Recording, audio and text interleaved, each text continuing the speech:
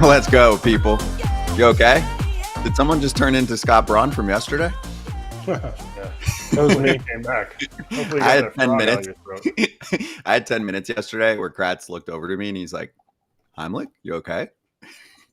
You just get caught in the wrong tube. It happens. Never seen it. The perfect man does cough, so I thought I was the only person that would choke on my own saliva or whatever Coughing, it was that sneezing, you were drinking. Yeah. Well, we spend a lot of time talking to people on a show, hours per day.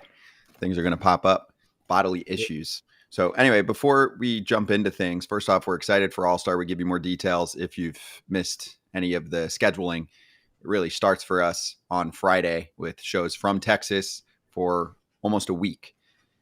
I just wanted to throw this out there because it's probably the only time we'll talk about it. Deion Sanders was added to the celebrity softball game. It's the only name I saw on there where I'm like, I'd like to see him smash a softball, and I would like to hear him speak because I think he's super entertaining. Let's get him. Let's bring him in. He's a baseball guy. Yeah. I mean, AJ, you're a college football fan. He kind of swept college football by storm for a 2 or 3 week period where everyone's like, is Colorado about to be the best team ever? And Deion's the man and all of that. He was prime, though. He's just an entertaining guy. I'm a big fan of him. He is an entertaining guy. I was at the Colorado TCU game, the first one, where they beat TCU, and everyone's like, oh, they're really good. And then all of a sudden they weren't really good. So, yeah, I mean, he's a good, you know what he is? He's a really good salesman. How about that? Correct. He's a really, really good salesman, and he's a really, really good self-promoter. He does a great job of it. He's one of the best. He's one of the best self-promoters of all time. He does things, and he does them the way he does them, and people either love him or hate him. He does a lot of good things. But at the same time, he does some things that people sometimes are like, why do you do that? But it's worked for him so far, and we'll see how well he can do at Colorado because traditionally it's been a tough place to win college football games. That is true. And the one thing to always keep in mind is you will not please everyone, no matter what. So he is very confident in his own skin at all times. Doesn't hurt when you're an insane athlete growing up and you just touch any type of sport and you're like, oh, cool, I'm the best at it. It's like Mookie Betts style, right? Like, sure, I can bowl 300. Sure, I can play football and baseball. I'm sure he could. Does he want to get a steak at Troy's? Let's say on like a Monday or Tuesday. That's not a bad idea. Dallas? I don't know if I doubt he'll be there. He's probably in and out, private jet, 3 hours, and that's on what, Sunday or Saturday even, I actually think it is. I'll call his people. I'll let you know, okay? Let's charge him out.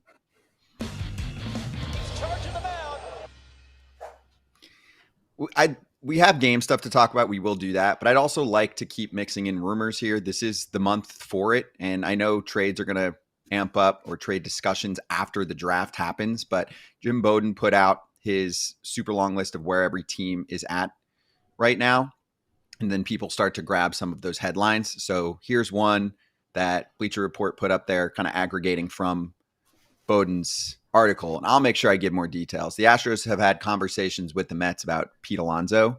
Now, if you're a Mets fan and you see that pop up today with the way the Mets have been playing, you are pissed off. But Mets fans, don't worry, because if you actually read the article, you feel a little less concerned about Pete suddenly being dealt. So I'll give you the context. In the Mets section of the article, he said the Mets are only a half game out of a wild card spot, which has essentially taken Pete Alonso off the trade market.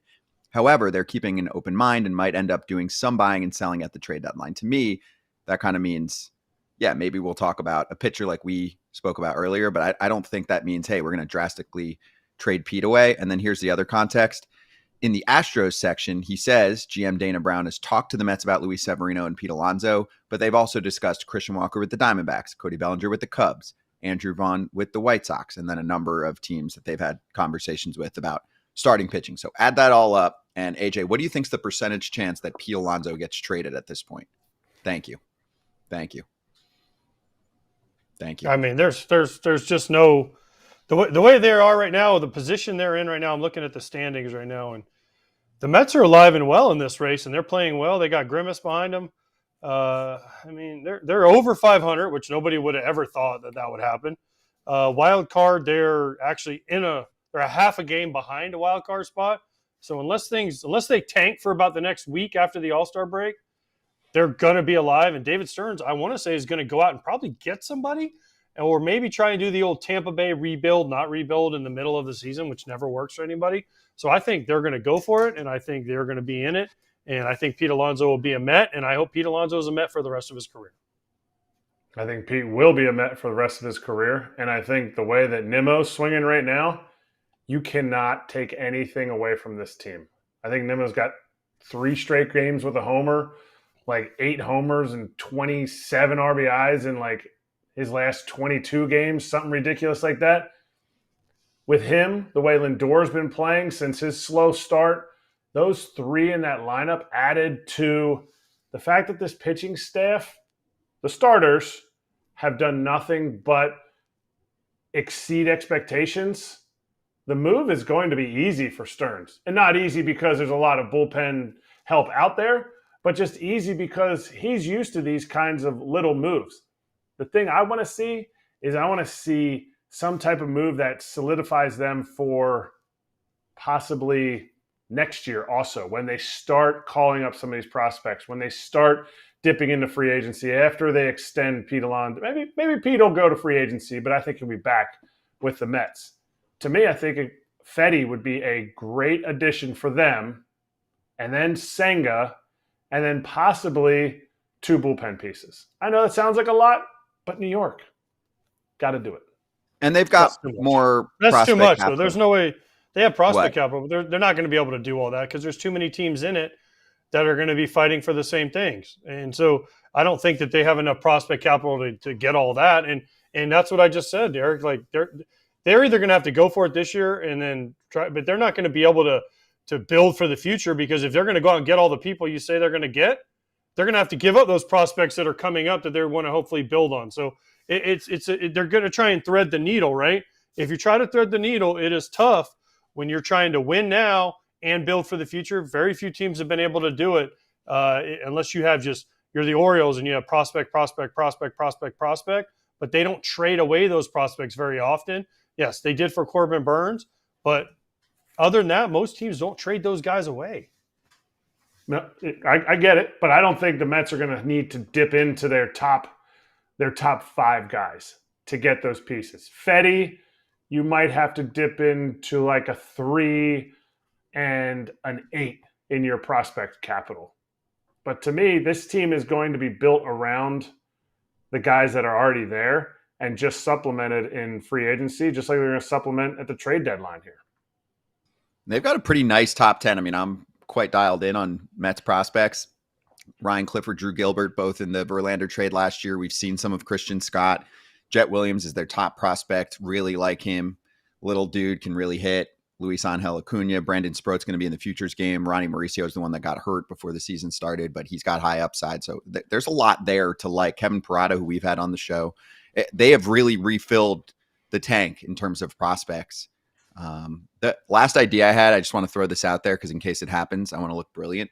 What if the Mets, for example, have a conversation with the White Sox and say, you know what, we'll take Yohan Moncada's 5, 6, 7 mil that's due for the last 2-3 months of the season, if it helps to give you a lesser prospect. It's one team that can do it. I'm saying guys that are just tied up. I know it doesn't happen much, but hey, what we saw last year doesn't happen much either. Trading Cy Young dudes and taking up all their money just to get better prospects, you could flip that. Most teams are cheap. The White Sox probably would be okay with that because there's also a buyout on the end of Moncada's deal that they would probably love to get rid of too. So I think the White Sox would be all for that. Now they still would want something for Fedde because they're saying, hey, yes, you're giving us money, but we're going to need a top 5 prospect for Fedde because he's going to be valuable because he's signed for next year. That's the key. Yeah. It's not just a 1-year rental. He's signed for next year at cheap. And if you saw what he did yesterday against the Twins, he shoved it against the Twins, a team that had been swinging it really well. So I think to get Fedde, it's going to take more than that, but we'll see. And, again, it's a seller's market. So hopefully Chris gets this right as I have my White Sox shirt on today. Come on. I love that shirt. NBA Jam style with Chuck and Ozzy. That's really good. Yeah. That is really good. That is tremendous. Good. I got to look at the attributes later. We're rushing, but we got to go through those attributes maybe at the end of the show. Actually, we're going to talk to Ken Rosenthal coming up. I already see Ken in the fancy green room, the fancy digital green room, getting ready to go, maybe wheeling and dealing, talking to GMs right now. So We'll get some questions loaded up for Ken, and we will talk to him coming up next on FT. Ken following his Fair Territory appearance. Coming right back here on Bally Sports TV, on Marquee, and on the FT YouTube channel.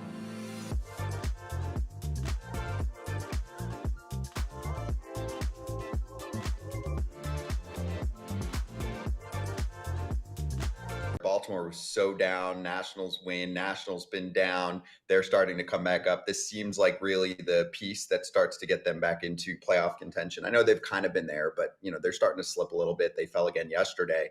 The point I wanted to ask you about was the return for the Nationals here. We brought it up just for a minute or two at the top, towards the top of the show.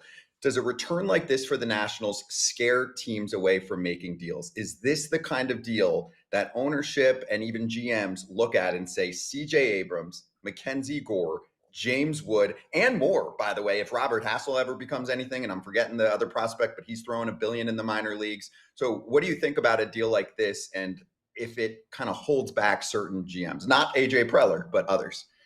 Teams are already scared, Scott. Teams hate making trades like that. And yeah, they will point to that trade as something that they're not willing to do. Now, Juan Soto, even keeping in mind it was A.J. Preller who was always aggressive and is willing to do more than most GMs, Juan Soto was a special talent. And they expected when they made that trade that he would lift them to a place where they weren't the year before, which was the World Series. They were close.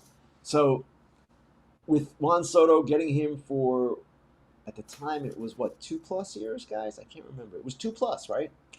That's what it was going to take. So I understood it at the time. We all knew at the time it was a monster package. Those were some of the best young players in a rich system. And it's drawing Susanna at the end of it, and you can see what he's doing in the minor leagues. So in that case, maybe some other teams would have been willing to do it for Juan Soto. Teams were willing to do that kind of deal for Shohei Ohtani. Of course, San Diego was one of those teams. So when he had 2+ years of control remaining. So the way I see it, teams hate making those trades. They're not going to make those trades. And for Juan Soto, that was an exception. If they had made the World Series, they would have loved it, and it would have been worth every single bit. And Absolutely to me, right. And that was the idea. And that was totally the idea. And when you make it to the World Series, and if you're lucky enough to win a World Series, the whole equation changes. It doesn't matter. You have won a World Series. In San Diego's case, they've never won one. So you can understand why they were so motivated. But we all knew at the time that that was a great package. We didn't know that these players would develop the way they have, but it's not exactly a surprise that you're seeing C.J. Abrams, potential all-star, Mackenzie Gore getting to that level, James Wood, one of the top prospects in the game with, as Scott said, more to come.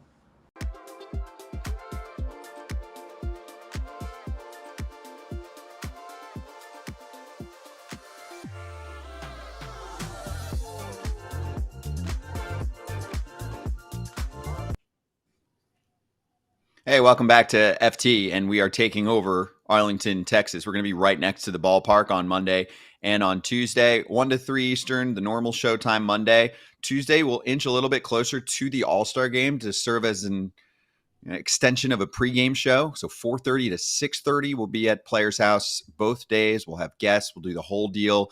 Kratz is there. AJ's there. I'm there. Trevor May is going to be on to host with us for the entire time. So we're looking forward to that. Of course, Ken's going to be there busy as well.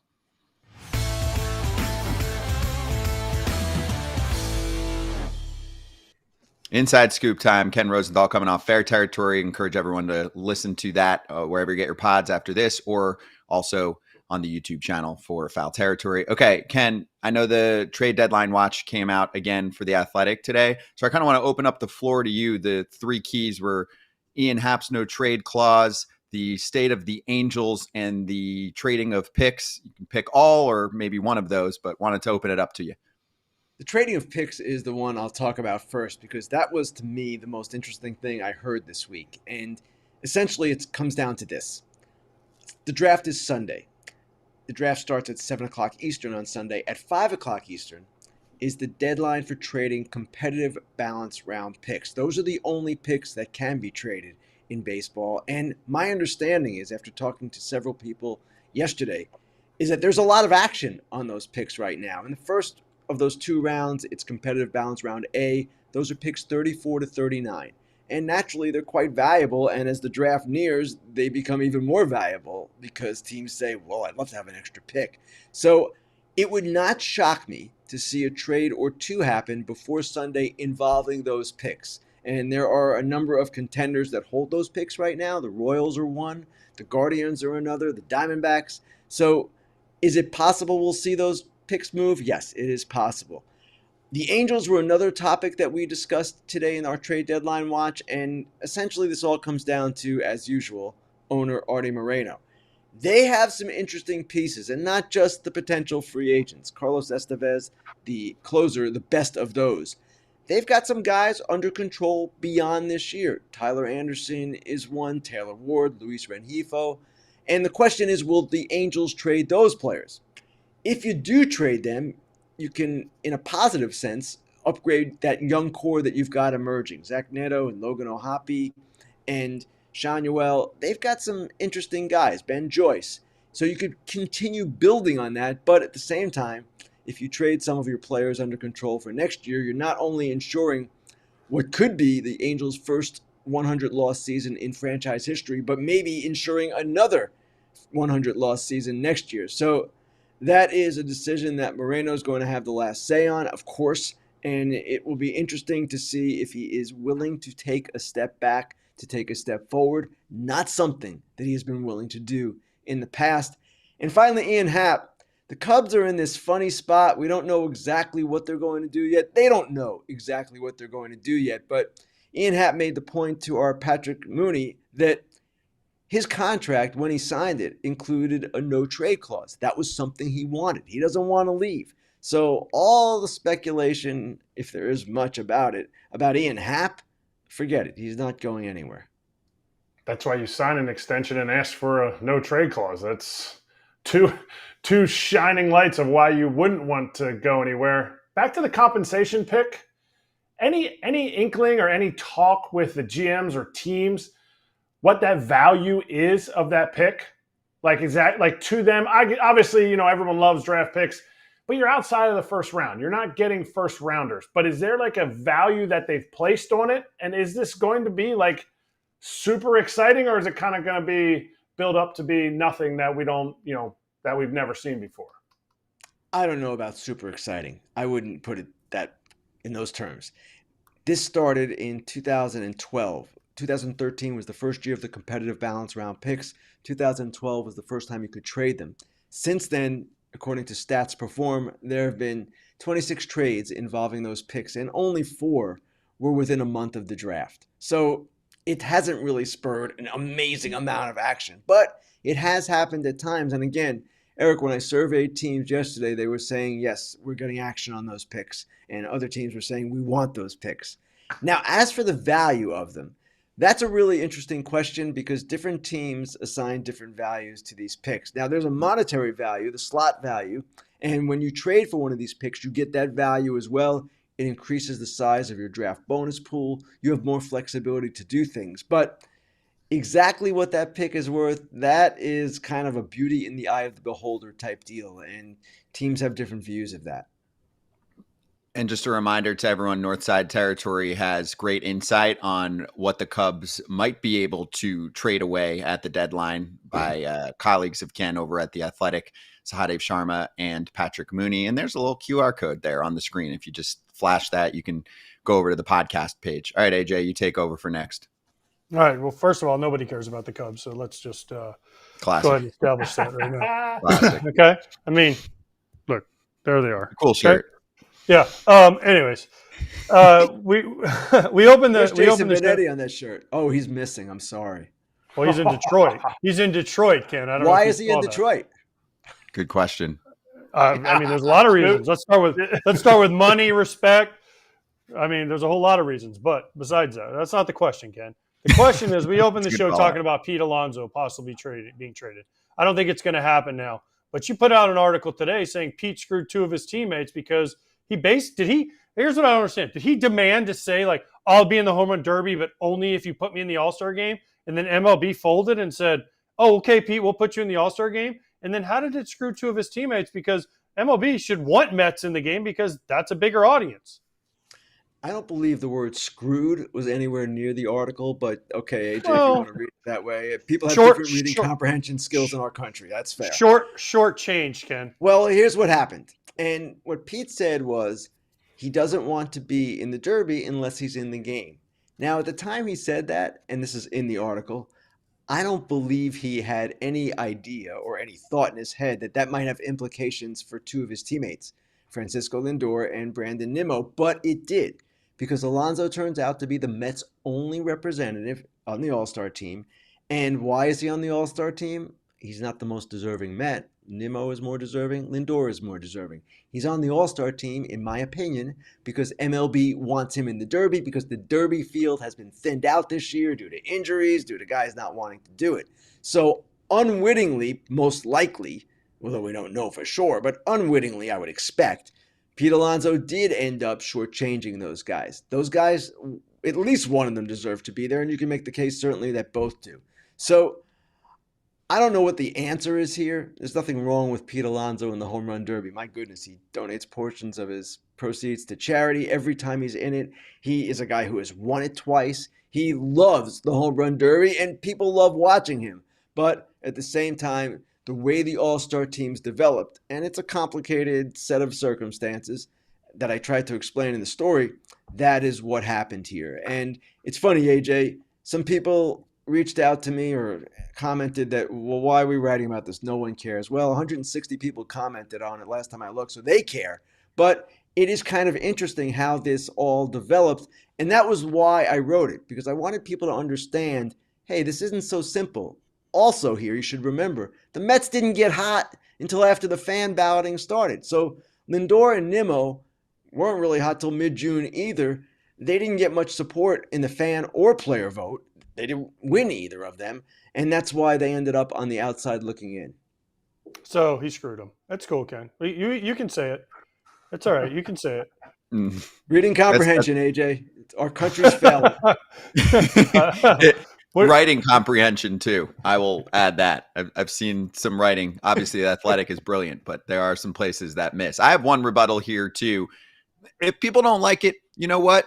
Let's get some more superstars in the Home Run Derby. Thank you, Pete, for carrying an event that means a lot to the sport. And that's the part that bothers me. I mean, yes, can you make a case Christian Walker's got better numbers, although it's more related to his own teammates? Okay, there are a million shortstops already in the All-Star game. Like, I even looked at CJ Abrams. Technically, he's got more numbers ahead of Lindor right now, you know, and so there's a case to be made. It's not like Lindor is the MVP of the league with a 180 OPS plus or something. But the part of it on narrative, Ken, that does bother me, and I know you just talked about this on Fair Territory, and we're going to get to this later on our show. It is an underwhelming home run derby list. And the reason why that is there's many reasons. There's injuries. There's guys that don't care, that are kind of jaded from doing things. There's not a good relationship between the union and the league. That doesn't help the cause either. All of that adds up to fan suffering. And good for Pete in his free agent year for deciding I'm still going to be in this. And he just doesn't want to go there if he's just going to be a pawn piece. So, and they didn't have to take him, but clearly it was important enough to them, right? Right. And all those points are valid, Scott, and important, actually. And one of the things that bothers me here, not just for the Derby, but for the game itself, is the seeming nonchalance of some people with regard to it. Players backing out, players claiming they're injured, etc., whatever the case might be. And let's not make any mistake. The poisoned relationship, and I will call it poisoned still, between players and owners, management and the union, continues to be a blight on this sport. If there was a better relationship, and I know what the owners are thinking, there would be a better relationship if there was a salary cap. No. That's not how it works. But if there was a better relationship under the current circumstances, then you would see more cooperation. But you're not going to see more cooperation the way this relationship is now. Again, the owners will claim that the salary cap system leads to greater cooperation because essentially the players are sharing in the revenue. They get a percentage of it. But a sport like Major League Baseball with $10 billion plus in revenue should be able to figure this out without having a salary cap that the players are never going to go for it until, I don't know that they'll ever go for it. So it is bothersome, and it's something that I wish would be addressed in a better way, but that's not where our sport is. Hold on, Ken. Can you go back and make that voice again? Because I want to hear that on Saturday on our game we have together. So we're going to go. Let's throw it down to Ken Rosenthal to talk about the San Diego Padres. Go, Ken. Oh, the ownership voice? Yeah, the ownership voice. That's I my don't know that I favorite could voice. duplicate it. Yeah, it's gotta be natural. And that is a good call, though. I did not realize that, Ken. We have an AJ Ken combo on Saturday, so I need to set my DVR. I did not or realize need that to be either. live. I got to be ready. You might actually get to talk. Who is the poor play-by-play victim that has to be between you two? Is it Adam? Joe. I don't even know. No, it's Joe. Oh, right. it's Big Joe? Oh, Yeah. he'll be fine. I'm not worried Oh, about it. Joe's not even aware of this. Joe's not even aware of this whole deal. It's going to be great. Joe was on Dodgers territory this week, so if anyone wants to check that out, he was great with the kiddos. Okay, next up, I do have a super chat question from a fan. Ref is asking about Jake Berger at the trade deadline, and we can also just widen it to the state of the Marlins. So last year they trade for Berger to try and make a push. They make the playoffs. They add him to get a little more pop. He's got a lot of team control. I think he still has like 4 years left. But how deep would the Marlins go in terms of trading away assets that they have long term? And do you think some of this has to do with the fact that Peter Bendix has different players that he likes, so he's trying to implement his own Rays-like system? I imagine, actually, I don't even imagine. I know the Marlins will listen on anyone and everyone. Now, there are price points for different players. Potential free agents like Tanner Scott will certainly go. Jazz Chisholm, who has more control, will almost certainly go. Jake Berger, probably less of a chance because they've got others up above him in the pecking order. But certainly, if they get the right offer for Jake Berger's going to. And yes, it's a new regime. Jake Berger was acquired by the old regime, and the new regime generally wants their own guys. Now, it's not always the case, and certainly there are exceptions when a player is really good, as Jake Berger can be. So I don't know that I would expect him to be traded, but with the Marlins, anything goes. Yeah, I like that. One more for you. The Cardinals were taken down the last couple games here yesterday in the doubleheader. Do you still think this is a team that's going to be slight buyers, or do you feel like they might get a little more aggressive? I mean, I know the kind of word around them has been adding some starting pitching depth, but is there any chance that the Cardinals say, hey, in a weak year for the National League and even a team like the Dodgers with 10 dudes on the IL right now, could we kind of surprise some people and do more damage at the deadline than people think we'll do? It would go counter to the way they've generally operated in the past. I don't know that we've seen them make many dramatic moves at the deadline. Arenado and Goldschmidt were dramatic moves in the offseason. The Cardinals have not necessarily shown that kind of aggressiveness during July and the deadline period. That said, Scott, the point you raise is really good. Now, we all think of the National League as being the Dodgers, the Phillies, the Braves, maybe the Brewers now, but the Dodgers are vulnerable. The Braves are not the same. The Phillies are really good. There's no question about it. If you're a team like the Cardinals, why not get a little bit more aggressive in the hope of maybe stealing this thing this year? It's not out of the question that they could do that. They would need, I would say, one more starting pitcher and one big right-handed bat. But at the same time, if Goldschmidt and Arenado get hot and they're getting a little bit better in the last couple of weeks, maybe then those are the right-handed bats. Those are the ones they need, obviously. So, yeah, I'd like to see them be more aggressive. I just don't expect it. I expect them to make kind of complementary moves to what they have. And if they make a bigger one, good for them.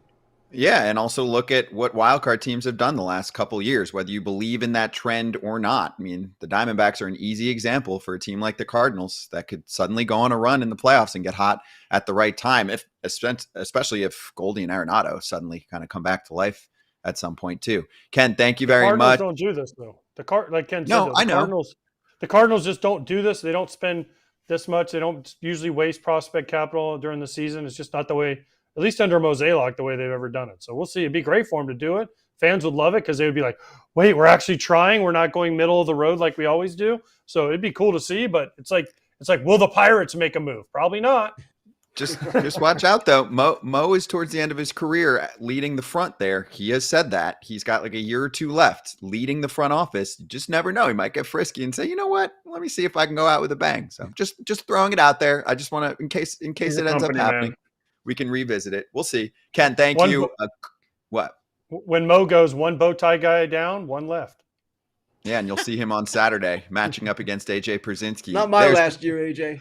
That's what I'm saying. One's going to be gone. One's going to be left. AJ versus Ken. Oh, and the Braves versus the Padres on Saturday. You can watch whatever. AJ and Ken on Fox. Thanks, Ken. We will see you Thanks, soon. guys. Appreciate you. And you can see Ken on Fair Territory. Today's episode was great with Alana Rizzo. Obviously, every Thursday, the show is live, 12:30 Eastern time on Thursdays on the FT YouTube channel. Be right back.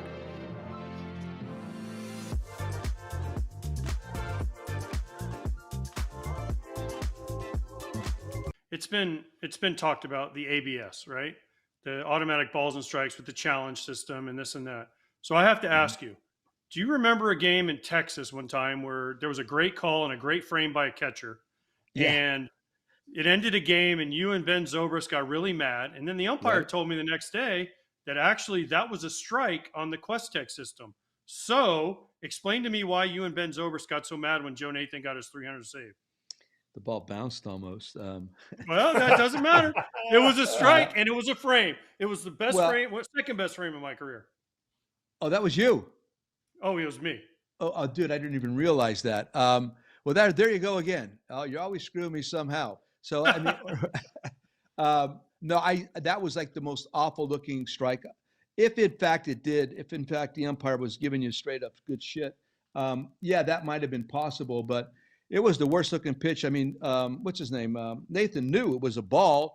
He was like, when he was told to strike, he became euphoric because that was his 300 save right there. Yeah. So, I mean, the ABS system, there's going to be a lot of visuals. You're right. There's going to be a lot of things that look like a ball that's going to be called a strike. Strike's going to be a ball. There's going to be all that stuff going back and forth. I prefer this because I'm not into that. I do like human beings. I like the idea of having the system, but like maybe having like a little earbud in the umpire's ear for when he misses something. And he's alerted to when he misses something so that during the course of the game, he might be able to improve his strike zone based on information. So in other words, if the ball's like 2 inches, 3 inches outside, he calls it a strike, put him in his little ear, but it's going to say something. No, that was a ball. That was a strike. So I like that. I like some kind of information going to the umpire during the game. Very subtle. Nobody else knows about it. And this guy needs to start making adjustments based on what he's hearing in his earbud. But I don't like anything. Okay, I do like the ability to reverse really horrible calls. I do agree with that. So that's a good thing. But overall, man, I listen. Tech's taking over the world, man. I'm not into that. I mean, I know a lot of people are. I like heartbeats. I like human beings. I like to be augmented with what we're doing, but not taken over by it.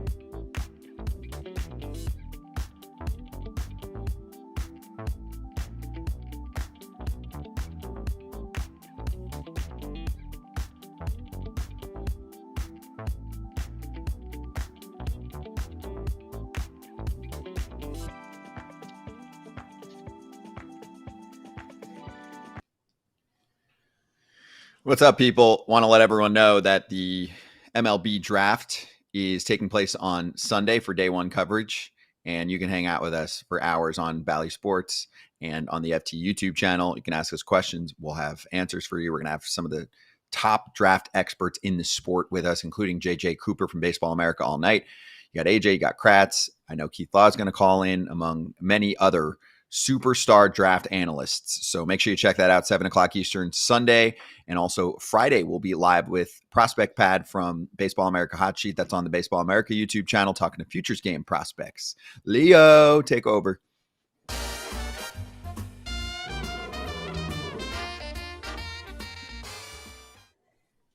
BetMGM locks way earlier than usual because we have 4 guests today on the show. So first off, AJ, which part didn't work out? Oh, Imanaga had a day. Imanaga screwed me hard, bro. Damn. How dare he? How dare he go out and pitch well when I bet against him? Adjusting against the adjusters. Man, you were going for it. William Contreras, nice knock there. Was it William or Wilson? William, right? Yeah. William. Nice dub. Like 9-0. 118 off the bat or 117 off the bat, something like that. All-star starting catcher for the Brewers. No big deal. And then for me, I've now set the record for voids and pushes. It's 3 in a row. It's real.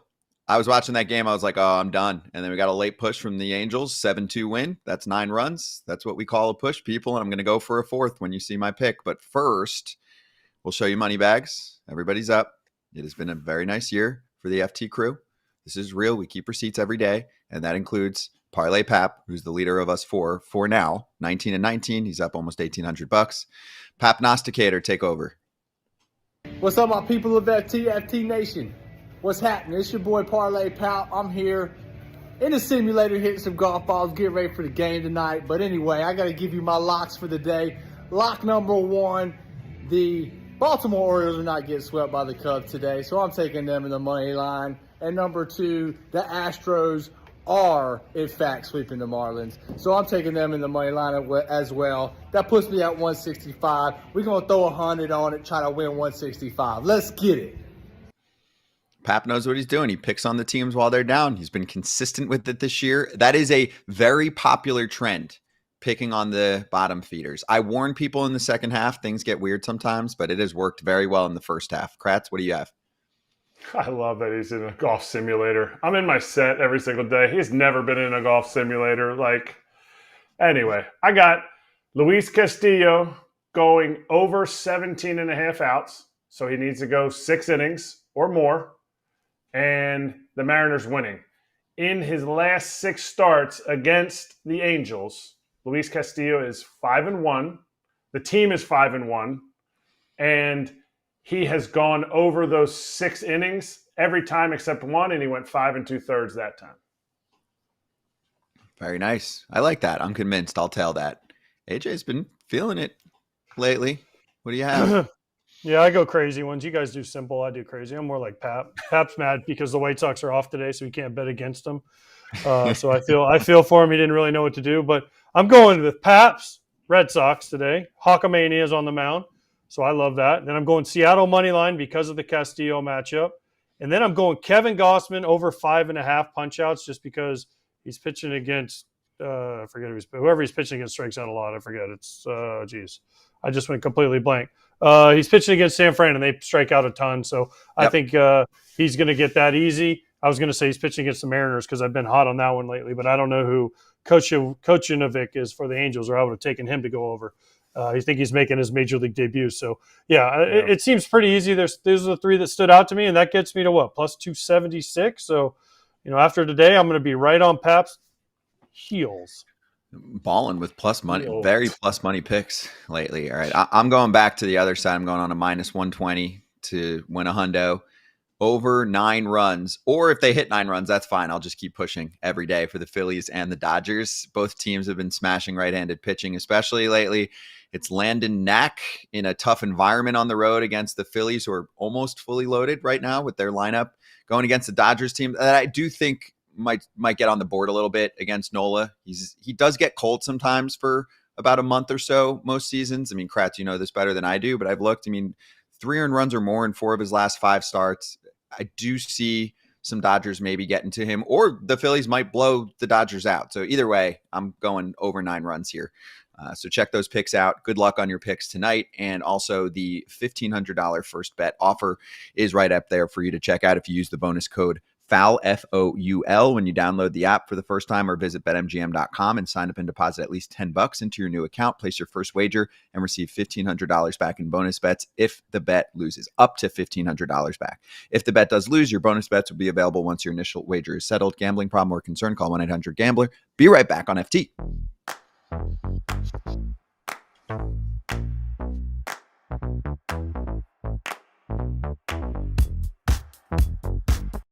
Jess, where do they go from here then? If this the train that they're on kind of continues, and obviously you hit it on it earlier where, listen, there's baseball where it just becomes tough to hit sometimes, or lineups just don't kind of pan out. You could ask the Cardinals probably last year and even a little bit this year with Arenado and Goldschmidt, and it's like just some guys have down years, and it's more accentuated when it's everybody in the lineup. But if they're staying in last place or fighting for last place with the Reds right now, what pieces do they have at all to get rid of, to get anything back for? Because I don't see them as buyers. right? No. There's no reason to be.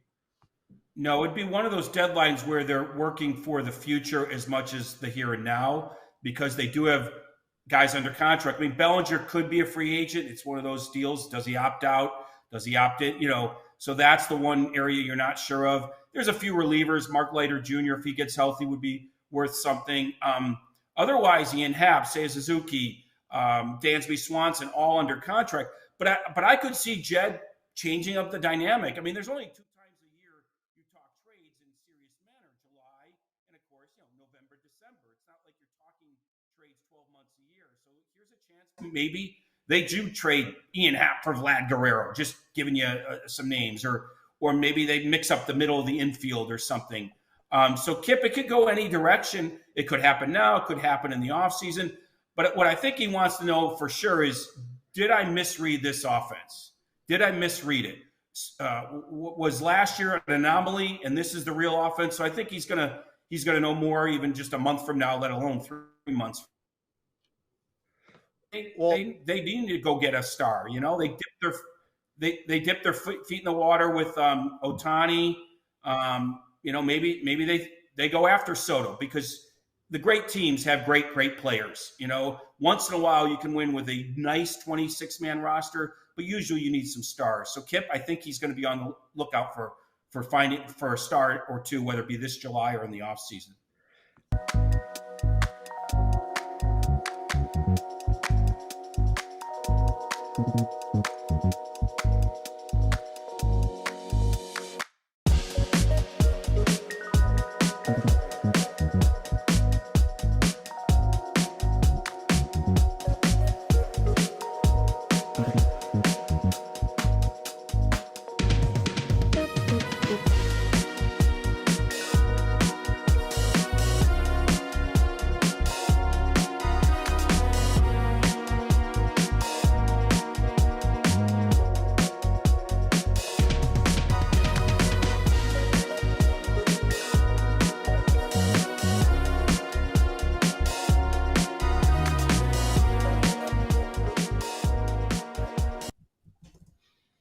What's up? We're back on FT. Another reminder about the draft takeover Sunday, 7:00 Eastern on the FT YouTube channel and Bally Sports Network and the app, as well as Friday's Prospect Pad show, talking to some of the top prospects in this sport. If you have any requests, by the way, for a prospect you want to hear from out there, obviously they have to be someone that's going to be at the Futures game.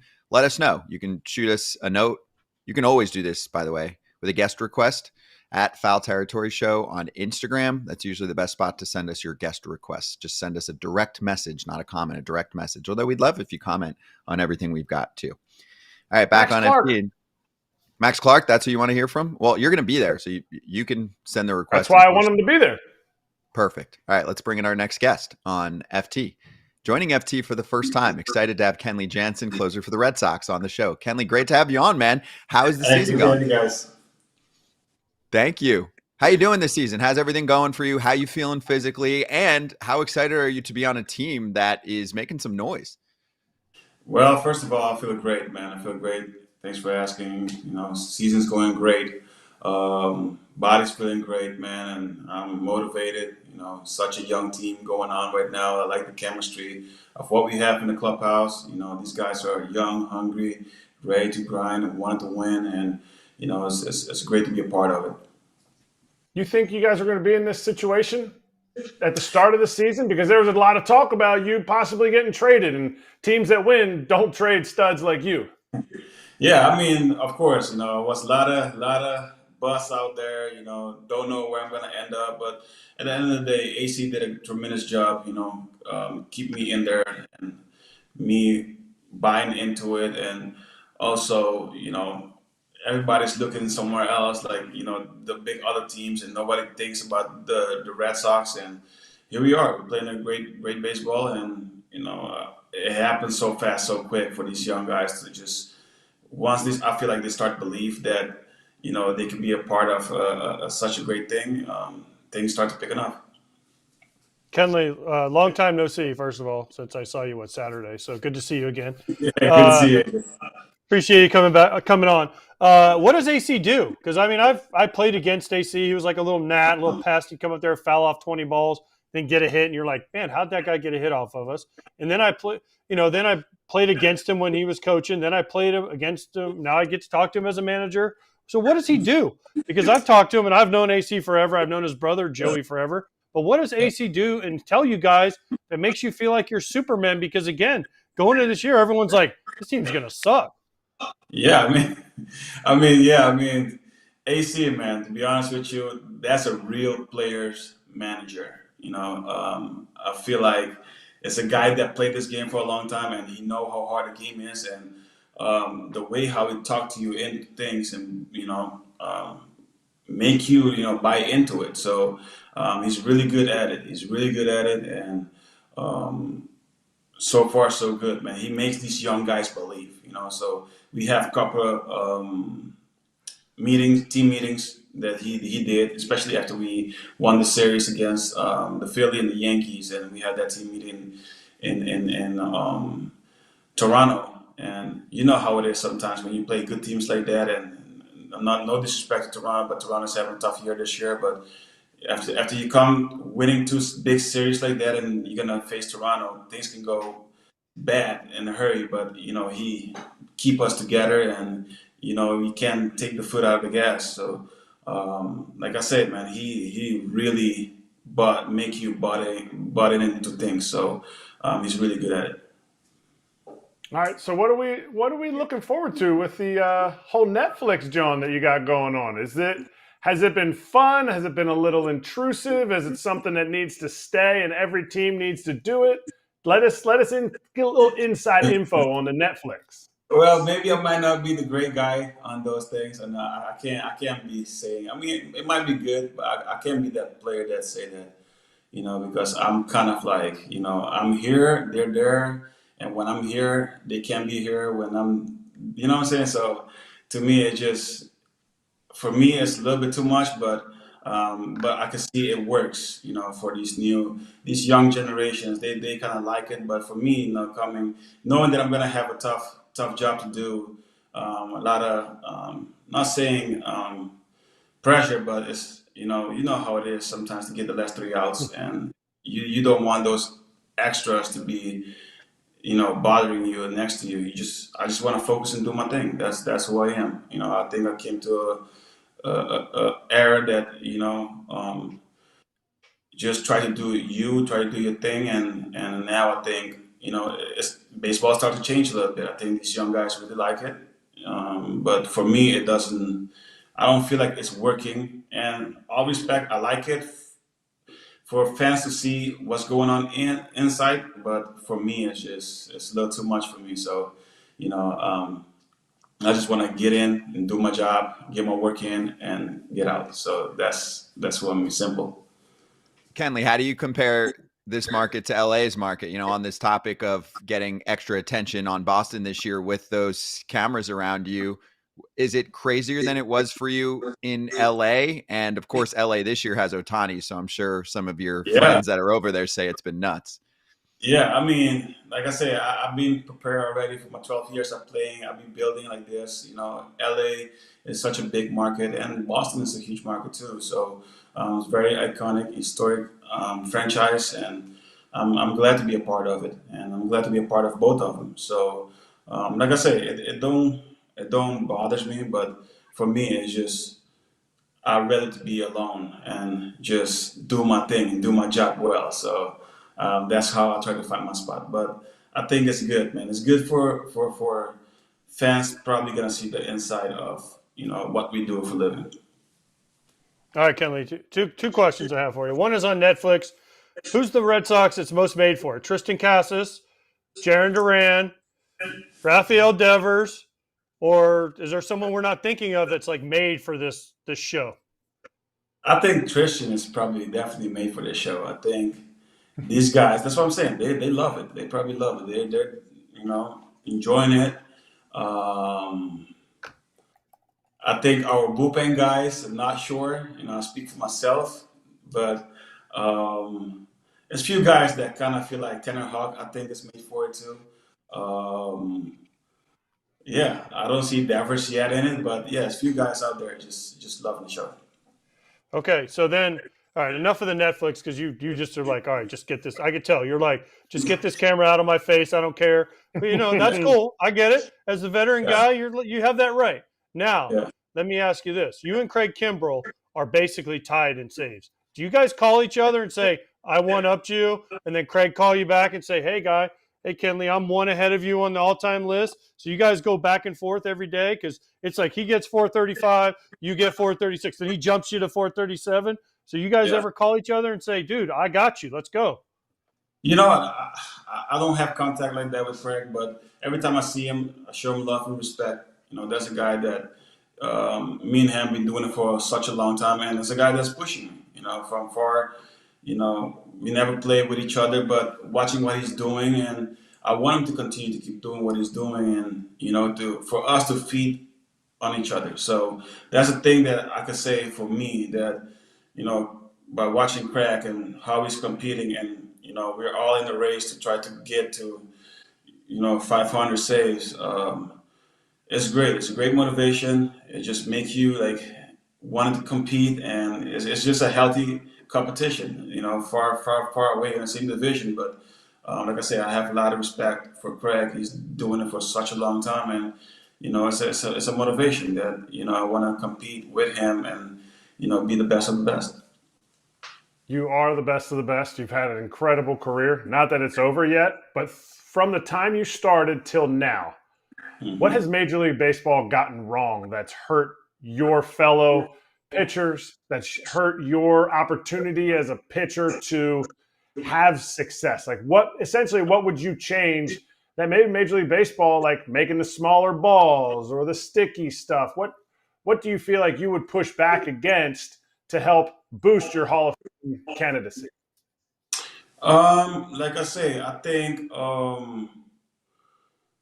I'm being open about this. It's nothing that I make an adjustment with pitch clock, but I think is if we can just make some adjustments there, tweak adjustment. I want games to be fast too. I don't want to be slow like I was my last 2 years before pitch clock either. But I think that we can step off sometimes when nobody's on base, and you gotta figure out something to have us step off, take a break, and you know how it is. Recovery is huge, so I think that can basically get people hurt, injury prone quicker.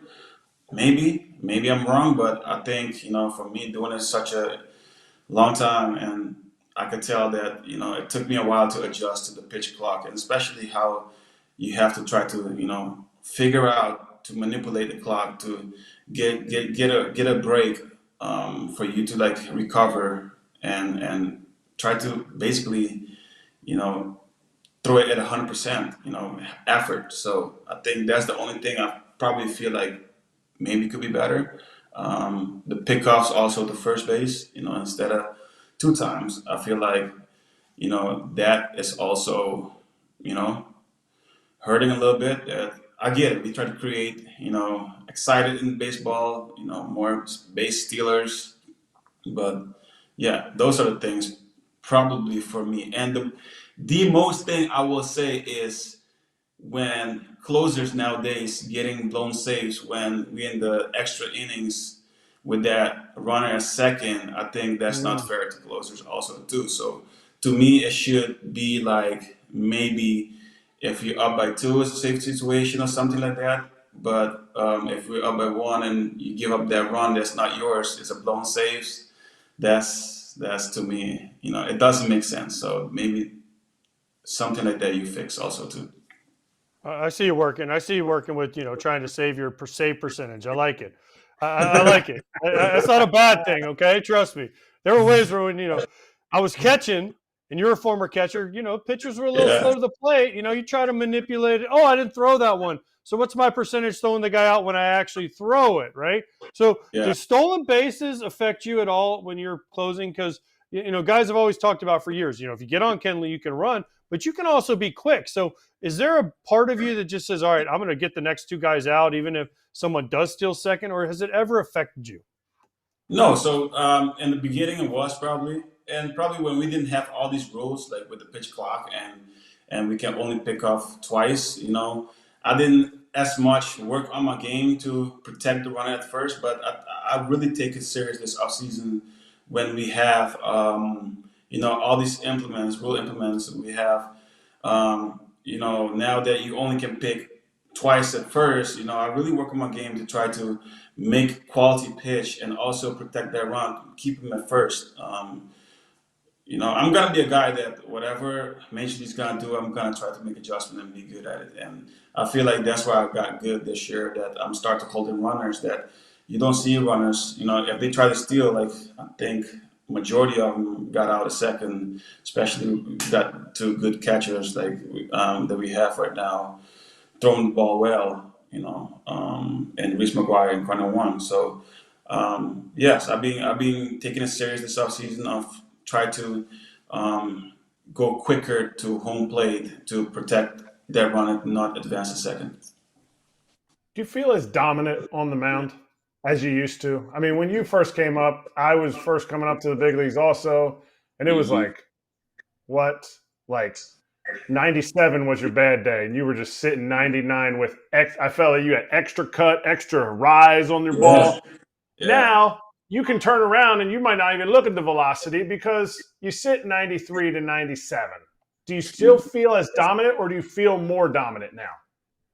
I honestly think I feel more dominant now because I don't feel insecure. I think I was a very young, insecure guy coming up, from being a catcher to, throw 40 innings in minor leagues, and they put me in the big leagues, and I'm learning and fast-paced in the big leagues. So as good that I was doing it, I was a little insecure. But I think everything comes with when you struggle, right? So how can you bounce back from, adversity? So I feel like, from growing up to all those, make me a better pitcher now and more experience. So whenever you get in a jam or a situation, you kind of know how to kind of try to slow the game down and know, try to not be stubborn too much on the mound when guys are on your heater, or when you're gonna throw off speed, when you're gonna throw your two seam, and to protect my cutter. So I feel like now I'm a more complete pitcher, and definitely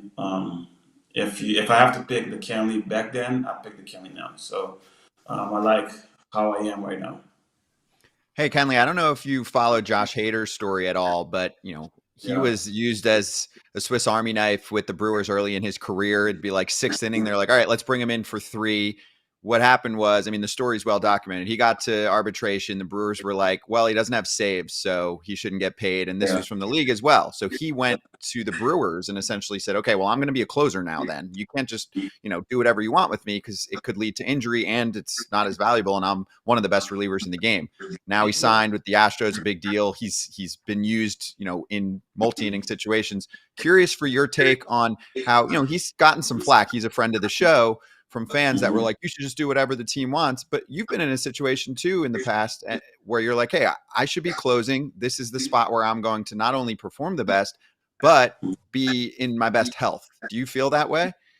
Yeah, of course. I see many guys that, do multiple innings. And listen, if you ask me, I'll do it. But I'm going to I came from an organization that was very smart about it, right? So the Dodgers was really good about it. But they was very smart of, protecting my health also too. So they know when to push me and they know when to back off. And there's other teams out there too that, push guys, and, you see a lot of guys. We see a lot of guys was so good at it and blown up, and the career got shortened up to 4 or 5 years. So, you can't get mad what Josh just say. He just tried to protect his health and protect, to take care of his family. So, that's important. We're playing this game. We're throwing our life out there to, help teams win. But also, we have family that we have to take care of too. So I can't be mad with him that he just tried to take care of his family also too. But, in situations, for me, if I speak for myself, it's going to be a situation that I'm going to be like, all right, let me go multiple here. like the days that I called down when we played the Yankee series in Fenway. See our guys been doing a great job, but also, I feel like I was the fresher guy in the pan that, it's time for me to get multiple innings to save my guys also too. So you just got to be smart about it. And that's the one thing is communication based with your manager. So me and AC is doing a great job with that, hey, if you want to push me, fine. But when I ask for protection also too, you're going to protect me. So, and that's what it has to be, for you to keep doing it on a long base, on a long time in your career. Because you know yourself, and that's something that people don't always lean on. Do you want to end your career as, say, a Dodger? Do you have any like nostalgic, like I'd love to finish my career out there, see what they're doing, or is there anything like that in your future? To be honest with you, if I have to speak for myself, yes. I want to see myself retiring in Dodger blue, but is it a reality? No. I don't know, because I don't have control over that. And also, I don't know what they're thinking. And at the end of the day, it's a business, right? So I wanted to compete. And if teams out there wants to compete for championship, that's what I want to do. I want to chase championship. And whoever wants me on their roster when I'm a free agent, and give me the best deal for me and my family, that's where I will go. But also too that, yes, Dodgers will have that edge. But, is it realistic? It can happen also, yes. But is it? Who knows? We don't know. So at the end of the day, I look out what's best for me and my family also too. All right, Kenley, before you go, I got two quick comments for you. One, when you used to come into California Love, that was unbelievable. So that makes perfect sense. Yes, you should, I don't think you could do that in Boston, come out to California Love. I don't know what they might riot in Boston. And then second of all, Erik Kratz, 0 for 1 with a punchy off you. Me, 1 for 1 with a base hit. So hey, there you go. I'll take it. No, I'll take it. Yeah. At least I went down swinging. I think I faced you in Atlanta, right? Not with the White Sox, right? No, you faced me in 2011. I just looked. Oh, 2011. Oh, wow. That's the White Sox. Yeah. I played against Kenley in 2009 as a catcher when you were with Netherlands. You guys played like a warm-up game or something, like not one of the real WBC games, but and you didn't even fit in your catcher's gear. You look like you were wearing my little son's catcher's gear. It was just covering your sternum. That's all it was covering. I was like, golly, but you didn't throw a single ball in the 3 innings you played from anything but your knees. I was like, that's a good arm, Poppy. Yeah. I mean, shoot, man, it's hard to believe that I told Deion Watson that let me go home, give him a release when he wants to switch me. And till today, he still texts me, he just texted me yesterday. And, he's like, how about that? And he always throw it in my face, that's the best decision you did for your family, kid. So I love Deion. I love Logan White, man.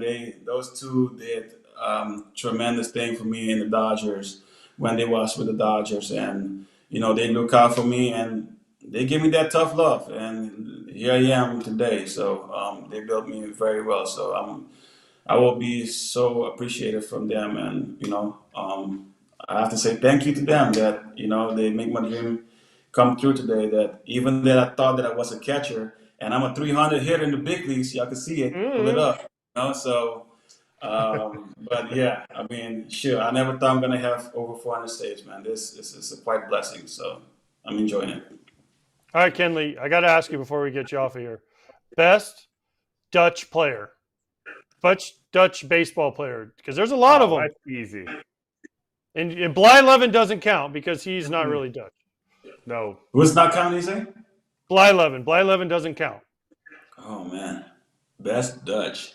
I mean, we consider ourselves Dutch also too, right? So No, I'm talking about Curacao, the whole thing, Aruba, the whole, all the guys, Profar, Bogarts, all you guys are kind of together. I was still today because my up respect that I have, I will say Andrew Jones, man, because at the end of the day, he's the one that opened up, paved the way for us today that we see a lot of guys, whether it's 2 homers that he hit in the World Series, is NLCS against the Cardinals. I mean, a kid like 19 years old doing his things, 10 Gold Glove, and should be a Hall of Fame in my opinion. So I will say Andrew Jones. Good Awesome. answer. It's a good call. Very good call. Kenley, this was awesome, man. Really appreciate the time. Really good conversation. The fans loved it. Thank you. And we'll be watching. And enjoy the All-Star break, too. You should be in. That's another story. But enjoy the All-Star break. I know you got some fam time with the kiddos. Yeah, I'll be in LA enjoying it. So, Hey, by the way, have thanks so you much. have you read any of those books behind you, or are they just for show? Oh no, those are for my kids to read it. They need to be smart, not me. So They're not all going to rack up 500 saves. So, yeah, that's good. Yeah. That's good. Thank you, Kenley. All right. Appreciate you, man. All right, thank you. Thank you. Kenley Jansen with us on FT, swinging right back.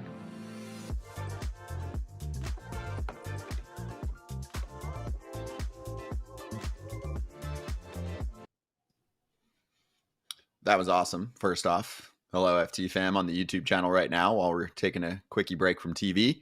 Let's talk about Manscaped. So we're going to be at All-Star festivities. Kratz, I feel like you should run the ship here, as I'll mix in, of course, the Performance Package 5.0 Ultra, the Lawnmower 5.0 Ultra, the whole deal.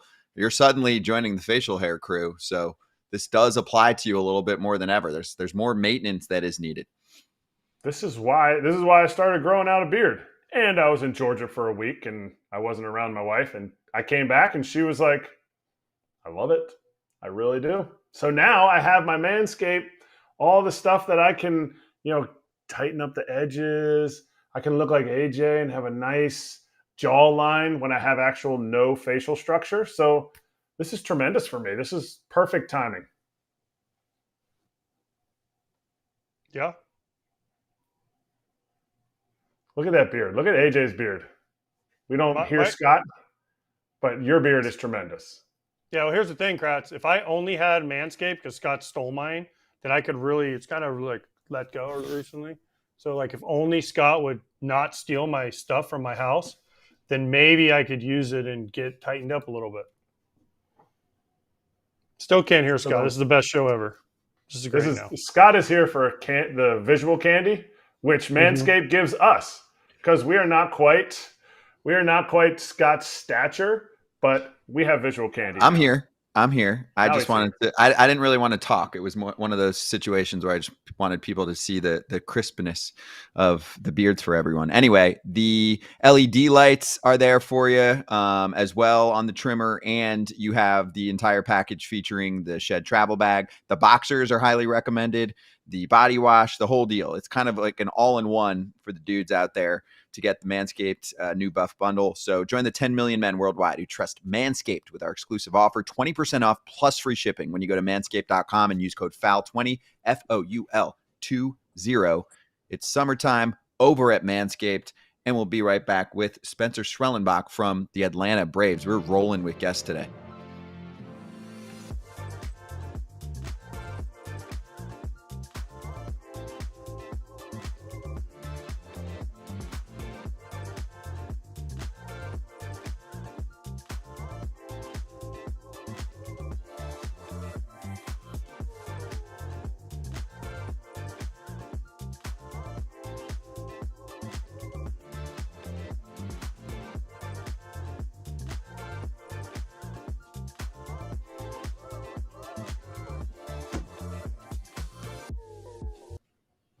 Spencer Schwellenbach up next on FT, our guest from the Atlanta Braves, the rookie just into the big leagues and into a big league contending ball club. Spencer, great to have you on, man. How's big league life going for you so far? Oh, it's been awesome. It's been awesome. Everything I've dreamed of. The guys are great. Just having a blast. Yeah, you can tell from your smile. So it's not just enjoying big league life, competing against the best on the planet. To some degree, do you feel like you are learning on the job more so than some others, given that you haven't been racking up tons of innings in life? But do you also feel like that could be an advantage because you haven't taken as much of a toll on your arm? Yeah. Man, when I got here, it was comfortable throwing 3 or 4 pitches, and now I'm throwing 6, and just every bullpen is something new, and I'm all here for it. I'm really excited about it. I'd never thrown a sinker in my life, and I threw, I think, 15 or 16 last week. So, yeah, just kind of learning on the fly, like you said. Hold on, Kratz. Stop talking. Kratz, stop talking. You got a bad mic. We got to reset you. You sound like Wow, a you sound like cartoon E2. character. I stopped him fast. Hey, Spencer, let me ask you this: who's teaching you these pitches? Is it who's down there showing you how to do all these? Is it a fellow pitcher? Is it pitching coach? Is it like Juan Yepes down there in between pitches in the bullpen? I mean, Schlehuber, who is it down there? So, honestly, everyone's been helping me. Catching coach, pitching coach, the catchers, Max Fried, Charlie Martin, Chris Sale, like all those guys are kind of just giving me some insight on what a pitch should look like, where to throw it, how to grip it, and then they would help me by watching my bullpen and just kind of letting me know what they see, and then the bullpen catchers giving insight. So it's just kind of like a whole pitching staff has just helped me out, and it's awesome. Well, the question I was going to ask you, because I could care less about all your pitches that you're throwing, who's giving you the hardest time? Because you're like, oh, all these dudes are so great. Everybody, there's somebody down there giving you a really hard time. As a rookie, who is it? Honestly, everyone's been awesome. But Aaron Bummer and Pierce Johnson kind of been giving me a hard time. Aaron Bummer went to Nebraska, and I went to Nebraska, so we kind of had that little same college friendship, and so he kind of has been giving me a hard time, but it's awesome. I enjoy it. What kind of hard time does he give you? Is he the one that's like, when they're calling rookies up to the front of the bus, is he like, hey, Schwellenfosen, what's his go-to that he busts your balls about? No, that's Marcel Zuna who does that on the bus, but I don't know. Bummer will just be like, are you doing anything today? Like, you're going to do something at all? And, just after I threw a bullpen, after I lifted, and I'm sweating my butt off, and he's like, are you going to do anything? You haven't done anything all day. So that stuff's kind of funny. But, yeah, Marcel's on the bus, and Schwellenbach is what he calls me, so that's always funny. Oh, well, yeah, you can't get the names right, so which is fine. I understand. I mean, I played with plenty of guys that couldn't remember their teammate's name. Juan Uribe and Octavio Dotel, who were before your time, they both come to mind. What has Chris Sale done for you? And I ask this because I was there when Chris Sale was a rookie, and I know how Mark Burley took him under his wing and kind of taught him the ropes, and then he has kind of led the next generation. So what has Chris Sale said and done to you? And ask him why he will never come on, or ask him when I see him at the All-Star game why I'm going to punch him because he won't come on. His biggest thing is like just presence on the mound. Like if you don't look like you're going to get someone out, how are you going to get someone out? It's kind of his biggest thing. But yeah, just watching in the dugout, watching other pitchers pitch, and I'm standing right next to him, and when someone makes a pitch that's like really good and he wants to let me know that it was a good pitch, even though it got hit, he'll look at me and be like, man, that was a good pitch. And I'm sitting there like, man, it got crushed. Like, how's that a good pitch? And then he tells me why it's a good pitch. And so just kind of hearing that stuff. And then when I'm pitching too, like if I get smoked, if someone hits a home run and it's a pitch a foot below the zone, Rafael Devers did that to me about a month ago, and I came in the dugout and was like, holy cow, like, how is that? How can someone hit that over the fence? And he's like, dude, that's Rafi. Like, you made a good pitch. You can't just worry about the result. So just kind of stuff like that. Yeah, Rafi does that all the time, man. There was a pitch this weekend too. Same thing. It was like very up and away, and he smashed it. So, well, welcome to the big leagues action. All right, I want to go back to Ozuna for a sec because he's going to be in the Derby So has he been talking about it? Have you noticed any secret practicing going on? He usually puts on a pretty good show in BP anyway, and a pretty good show. What was it? Yesterday had a nice 2-run smash to center. Yeah, he does the home run derby every single day in batting practice. So I think his batting practice yesterday was a little practice for the home run derby. I don't think he hit a ball less than 440 feet yesterday. It was insane. Like hitting balls off the scoreboard in Arizona, like 30 feet above the fence. It's crazy. Do you think he's going to win it? I mean, obviously you're biased, but have you looked at the field and seen anybody else that stands out? Like maybe I should phrase it this way. I mean, I know you haven't faced all these guys yet, but who do you think's the top competition for Ozuna? And if you need help, I can give you some names. I don't know. Every time he hit a ball yesterday, we'd all look at each other in the outfield and like, dude, he's gonna win. Like the pace was incredible. The pitcher Yepes was throwing right down the middle, and he was just smacking him. But honestly, I don't really know who else is in the Derby. I can help you. So Bohm is in. Help me out. You can bring AJ too. Teoscar Hernandez, Luis Garcia, Bobby Witt Witt, Jr., and Gunnar. Yeah, I think that's 6 or 7 of them. Yeah. Pete Alonso. Pete Alonso. Yeah. Yeah. Who? Let me ask you this: who's homered off you in the Derby, and then maybe you want to pick them because I know Ozuna hasn't. So if any of the others homered off you, so maybe you want to pick them. None of the others have homered off me yet. Anyways. Yeah, you're young. You're young. Give it time. It happens to everybody. Yeah. Don't worry. I faced Bohm. I faced Henderson. I mean, any of those guys could win. Pete Alonso is usually a favorite, so we'll see. Well, what are you doing for your All-Star break? This is your first time in the big leagues. You get 4 days off. Yes, you guys end on the road. I'll see you in San Diego on Saturday. But what are you guys? What are you going to do? Are you going to spend 4 days in San Diego, or are you going to fly back to Atlanta? I mean, what's your first big league All-Star break going to be?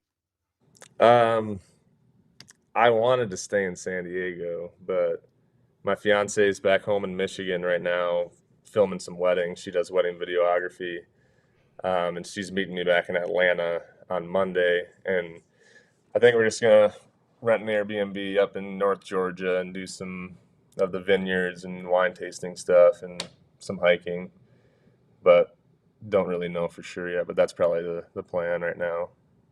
Okay, that sounds like a good plan. You know, you got to do whatever the fiance wants. Trust me. At some point, yeah, it never stops. Trust me. All right, so you talked about Nebraska. You went to Nebraska. There's a few guys that are in Nebraska that have played. You have Bummer. The guy I forget. Gosh, who was the guy you pitched against? You guys switched jerseys. Who was that? That was Cade Povich. Povich. Yeah, for the Orioles. All right, who's the best player? I just asked. We had Kenley Jansen. I asked him who the best Dutch territory player is of all time. Who's the best Nebraska alum of all time? We got Matt Waldron too, the old knuckleballer. Oh yeah, I forgot about him. So I played with him too. My freshman year, he was our Friday guy. Didn't throw knuckleballs, but he was good. Best Nebraska, dude. I mean, Darren Erstad and Alex Gordon. I mean, those guys were incredible. I think I was looking at Alex Gordon's baseball reference page the other day, and 8 gold gloves, 2 platinum gloves. It's awesome. I mean, Nebraska, we make some good fielders, I'll tell you that. Wait, you didn't play for Erstad, did you? Erstad was gone. I played for him my freshman year. I played for him. Was he as intense? Because I played with him. Was he as intense as a coach as he was as a player? Yeah, he was intense, but everyone loved it. As the most consistent guy I've ever seen. You strike out or you hit a home run, he's the same guy, and you don't really get that a lot, honestly. Not in college, right? Because No, college not in guys are college. college is rah-rah. Were you a rah-rah guy? Or were you a rah-rah, take the helmet off, everybody hit it home plate, and the boom and all that stuff? Are you a rah-rah guy? Did you carry it over to the big leagues? I wasn't a let's jump and hammer arms, but it was just a little, helmet tap. But I also didn't hit many homers, so didn't really get to do that too often. Hey, let me ask you this. No, I got one more question. Okay. You're pitching on Friday. Who's pitching on Saturday for you guys? Because right now it's TBD. So who is it? Well, Lopez is usually after me, so unless they have someone come up and start, but I would assume it's Lopez. Okay, good. Thank you. Because I was hoping to be you or Sale, but Sale moved his start so he wouldn't have to pitch on the day I was there. So another reason I'm going to yell at him when I'm throwing tomorrow. No, I know, and I had the game on Saturday, so I was Oh, at least okay. hoping I could get somebody that I somewhat knew, and Ronaldo's been great for you guys. So I'm, if it's him, but right now it's listed as TBD. So against Waldron, so he's going to be out there firing knuckleballs at your boys. So tell him to get ready. Yeah. By the way, AJ, I have a feeling. I mean, the only reason why I could think it's potentially TBD is maybe Ronaldo gets a blow before the All-Star break, and they just let him get the extended time. I'm not exactly sure. But I want to go back to college for a sec, Spencer. So you're still new to the bigs here. This crowd definitely doesn't know the story, or many of them don't. Can you dive deeper into what you were like as a shortstop prospect? I was looking at some scouting reports. The arm was strong grades from some of the good publications out there like Baseball America, and just wondering about the whole background of that story. I know it was crazy with surgery, with the pandemic, and somehow you blink and a few years later you're pitching for the Braves. Yeah. I came to Nebraska to pitch and play shortstop. And when I got to campus, my arm was kind of beat up, and threw like a flat ground and was like, I'm not feeling too good. And they said, like, don't worry about it. Just, we want you to play infield and we don't want you to get hurt. So just work on third base, shortstop stuff. And then sophomore year, we got a new coaching staff, and I had got a minor little cleanup in my elbow and was ready to pitch, and didn't even really exercise the thought of it when I came back. Just because we had new coaching staff, I was trying to win a position at shortstop, and then our season gets canceled, and I never thought I was going to pitch ever again. And I went home, had a hockey net in the backyard, had a home plate, threw it down, started throwing pitches into it like once or twice a week, and called my coach and was like, hey, like, I think I should throw a bullpen for you guys, see what you think, maybe pitch a little bit this year. And got to campus in the fall, threw a bullpen, 20 pitches, and after they were like, yeah, heck yeah, like, let's do it, like, be the closer. But as a shortstop, I want to say that I could hit, but I probably really couldn't. I was better in the field, had a good arm. I mean, I hit third for us, but I don't know what that was about. I probably could have hit like sixth. Yeah. Well, I blame Erstad. He didn't know you could pitch. Maybe that's why he quit coaching. Like, I just literally text him. I go, nice coaching. You didn't even have Schwellenbach pitch. Way to go, dude. I can't wait to see what his response is. Yeah, he texted me the other day and said I could probably still hit in the big leagues. But that's definitely a lie. Want me to make myself feel good. Oh, that's funny. Yeah. Well, Spencer, this was awesome. Great to have you on here. Appreciate the time and the first time coming on the show. Hope you enjoyed it. Have a great last start before the All-Star break. Enjoy some downtime, maybe a little vineyard action, glass of wine, the whole deal, and then keep crushing that second half. So thanks for joining us, dude. Yeah, I appreciate you guys. Thank you. Appreciate it. That's Spencer Schwellenbach on FT from the Atlanta Braves. Be right back.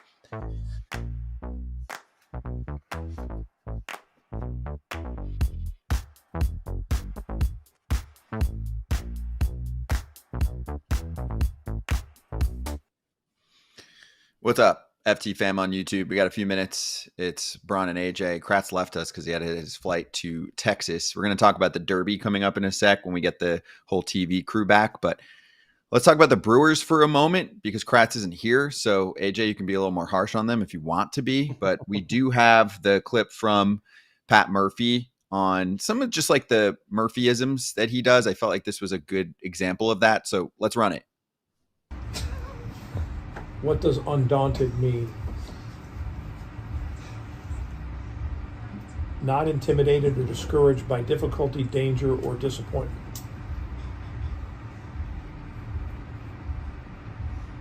So like Brice Turang after the All-Star snub, then you remain undaunted. I think it's a good way to live. You know, where I got the story was my father was quite a bit older than I was, but he played high school football in 1932. 1932, they wrote a story about him, and I have that story somewhere. And it says, Murphy rolled to the right under extreme pressure, undaunted, reversed his field or something like that, completed a pass. Right? And I always wondered, what does undaunted mean? I swear to God, as I'm sitting here. So I just think it's a great word, you know, to describe how to react to things when you're disappointed or you don't get what you want or whatever it is. You just got to remain undaunted and move ahead. And let's be real, especially even if you go to play college baseball, like a lot of dudes aren't paying attention to schoolwork that much if you're going pro. So Pat Murphy to the rescue to teach players words. Listen, this is a typical Murphy. He's just trying to impress everybody out there, right? By his huge vocabulary.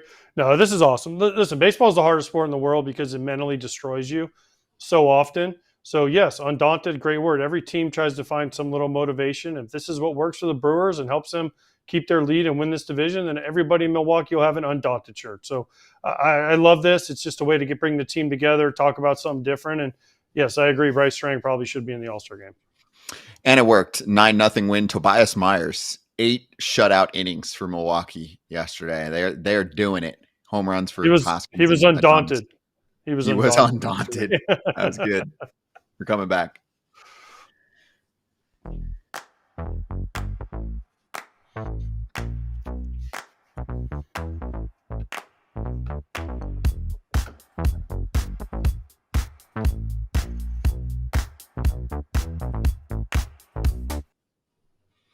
Hey, FT fam. We're back on FT. And also, if you're like, where's Kratz? Kratz left during our last conversation because he is heading to Texas. He'll be in Arlington starting tonight. Why are you guys there so early, by the way? Why are you so early? Like, you guys aren't that big of you guys aren't that big of overachievers. You guys aren't that big of, you're just not.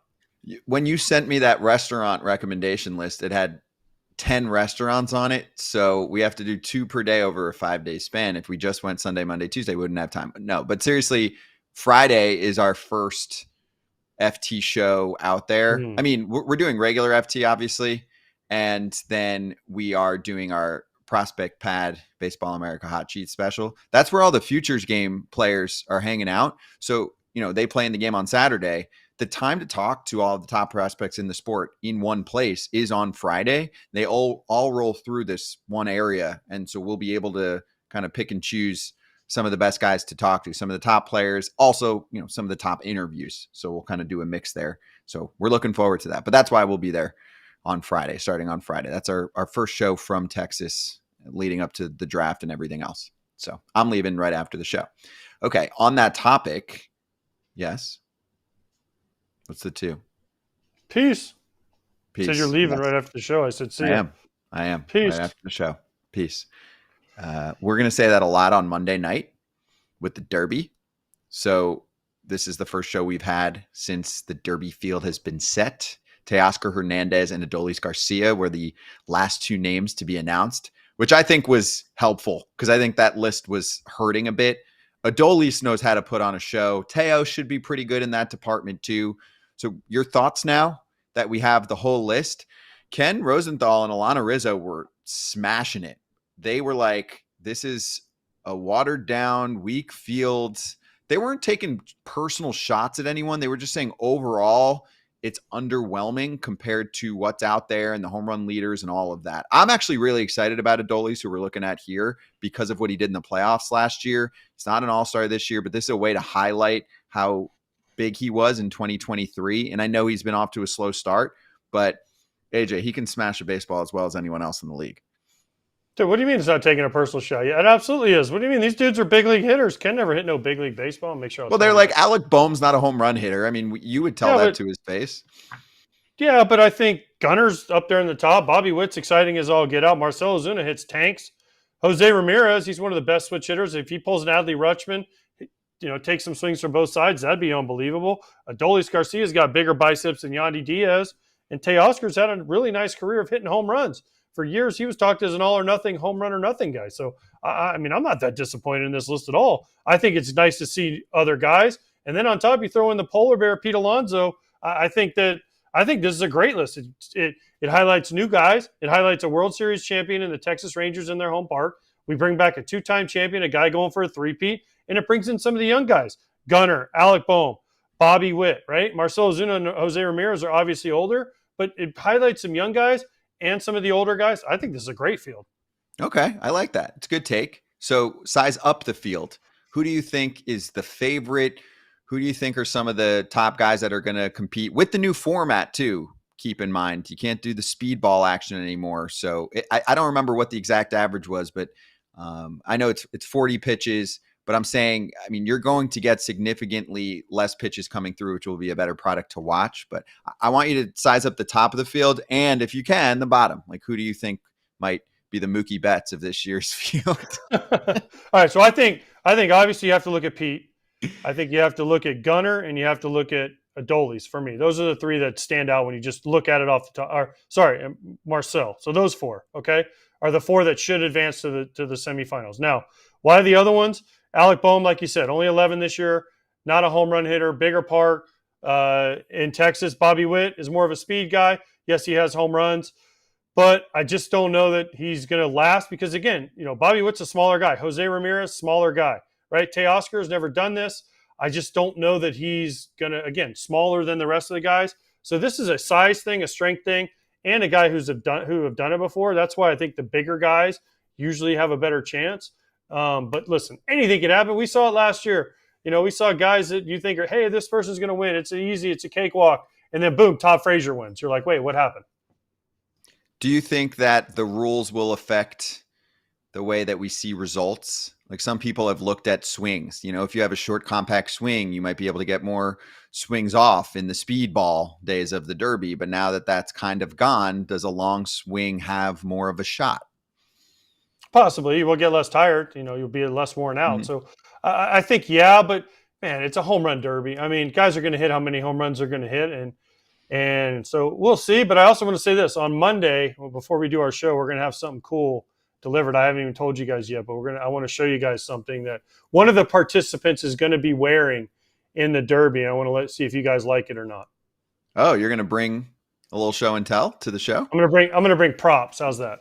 I like that. Okay. I'm into props. Oh, you're definitely into props. Role play and props. Yes. I like role play and props. It is true. It's no secret. What do you think about the ballpark? Because that's always a factor too. I think, what is it? The roof open or roof closed? I think it does matter how far the ball carries. They've done studies on this. So a few years at the Rangers ballpark, Globe Life has been there. It's bigger. It's bigger than some of the others, but listen, you know how Major League Baseball will adjust to that? They'll just juice the balls a little bit more because these balls are completely different than game balls, and the balls go like 30 feet farther at least than normal baseball. So the league will adjust and say, oh, we're just going to make them a little bit tighter, and they'll go just a little bit farther. That was my thing. I think it's important to point that out because some other shows won't.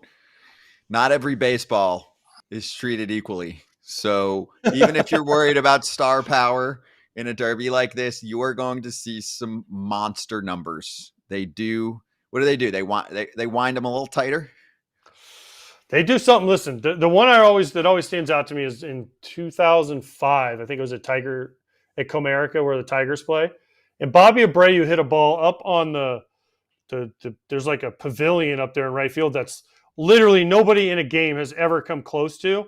And I'm like, there's no way these balls are normal ball. I mean, you can look at, some of the home run derbies I was at, 2002, Sammy Sosa. He was hitting balls out of Miller Park at the time. Now, American Family Field? I mean, out of it. Nobody's even come close to doing that in a game. So you can't tell me these are the same balls with a guy throwing 50 versus guys throwing 100 plus. Do you care? See, No. I don't. right? I Like don't care at all. I want them to be kind of juicy as long as there's the same for everyone, right? Obviously, you don't want baseball's different for one particular player, but I don't care. It's still a somewhat equal playing field that way, you know? No, I want to see this. I want balls to go really far because it brings excitement. It brings people talk. Man, did you see how far Gunnar Henderson hit that one? Man, Pete Alonso hit the ball out of Globe Life in the home run derby. People are like, that's really cool. And they get some talking about baseball. So absolutely. Do I care? No. Also, I don't know what the velocity is from the pitches coming in. It depends on who's throwing for you, but I mean, you're not getting 99 turned around. So doesn't that It's usually 50 to 60 is usually where the range lies for people. Right. Right. So my point is, if you're throwing 50 to 60 with the same baseball versus 90 to 100, the ball's going to travel further on 90 to 100 if you square it up right. You know what I'm saying? Yeah, it should. Scientifically, it should. So this way, you juice up the baseballs and you see crazy results. But that's why it's always funny when they'll do some comparisons and be like, we haven't seen a ball hit that far all year. I'm like, oh, no way. Yeah, exactly. So anyway, drop a comment below too if you're watching on YouTube right now for who you think is going to win the Derby. Let us know, and also we'll do some more previewing leading up to that Monday night affair. Jeremy Affeldt joining us next on FT.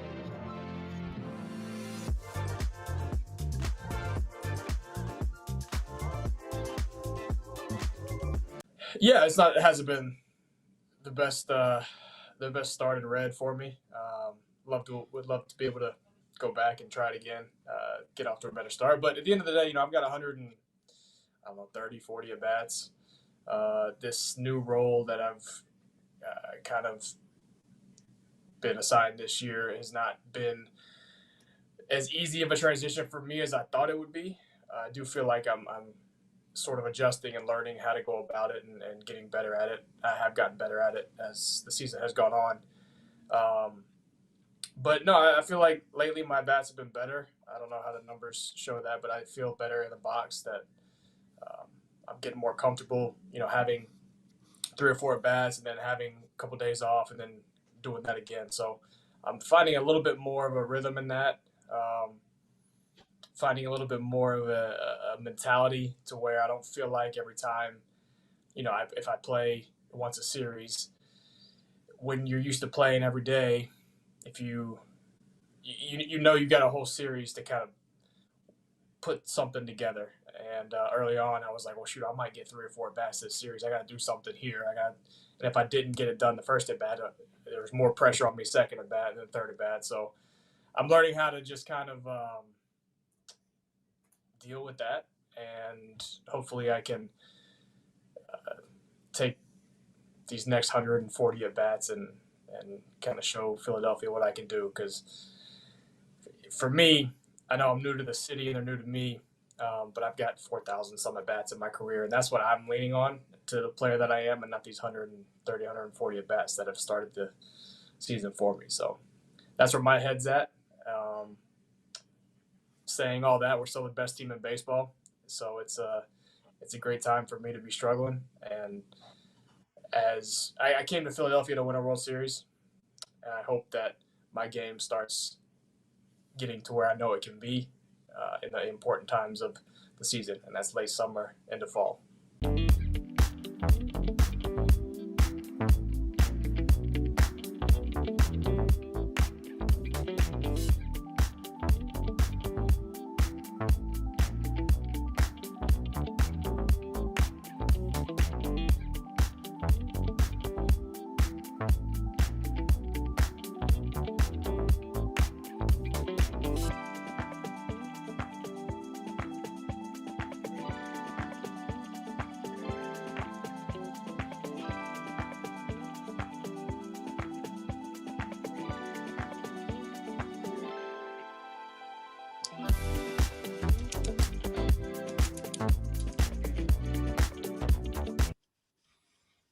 Here we go, back on FT with former big leaguer and giant winner Jeremy Affeldt joining us right now, and that's going to continue here. Just want to make sure I plug this as well to check out his podcast, Built for the Storm, wherever you get your pods. But Jeremy, great to see you again, dude, and congratulations. It is a big weekend coming up for some of the best modern San Francisco Giants winning members of those teams for the retirement ring, or what do they call it? Ring of Honor, right? That's going to be going down this weekend. Yeah. Thank you. No, it's gonna be an awesome weekend for a few of us. Obviously, with Javi and Romo and Casilla, it's gonna be awesome. I'm really thankful. I've been back here in almost 2 years, so it's been great to be back in the city for a little bit. When Jeremy, did you get let me say this. Oh, go ahead, AJ. No, I was just going to say, welcome to the members of the Giants. I mean, I have my jersey retired. You're just going in the Ring of Honor. So I don't know if that's different cases, but congratulations.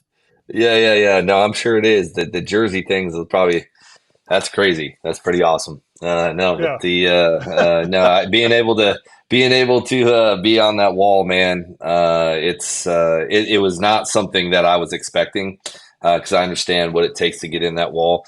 But when Larry gave us the call and he said this is what we wanted to do, I was more than I was actually taken back, a little emotional about it because we knew how hard it was to do what we did in the era we did it in, but also that those guys are on that wall, or sometimes they're on a whole nother level. So I'm thankful we're even in it. By the way, I'm not saying my jersey was retired, but they retired Gaylord Perry, and I wore 36. Oh yeah. So I don't want anybody out there to be like, "Gosh, this guy's full of it." No. Yeah. I'm just saying. I was not tracking. I'm a lefty, you know that. I wasn't tracking on that. I know. I'm just saying, because people, as you know, people on Twitter and Instagram will be like, "What is this guy talking about?" No, listen, I wore 36. I think I was the last maybe Giant to wear it, and then they retired it. But it was Gaylord Perry, so I just want to make sure everybody understands that. That was important. That's awesome. That was important because otherwise Jeremy was going to go there this weekend and be like, yo, Wall of Fame is cool, but how come you retired Pierzynski's number? He didn't win a win there. That's awesome. That's great. Have you seen these guys? Like, are you looking forward to seeing anyone in particular, whether it's someone that's still with the team, coach, front office, whatever, or one of the guys getting inducted?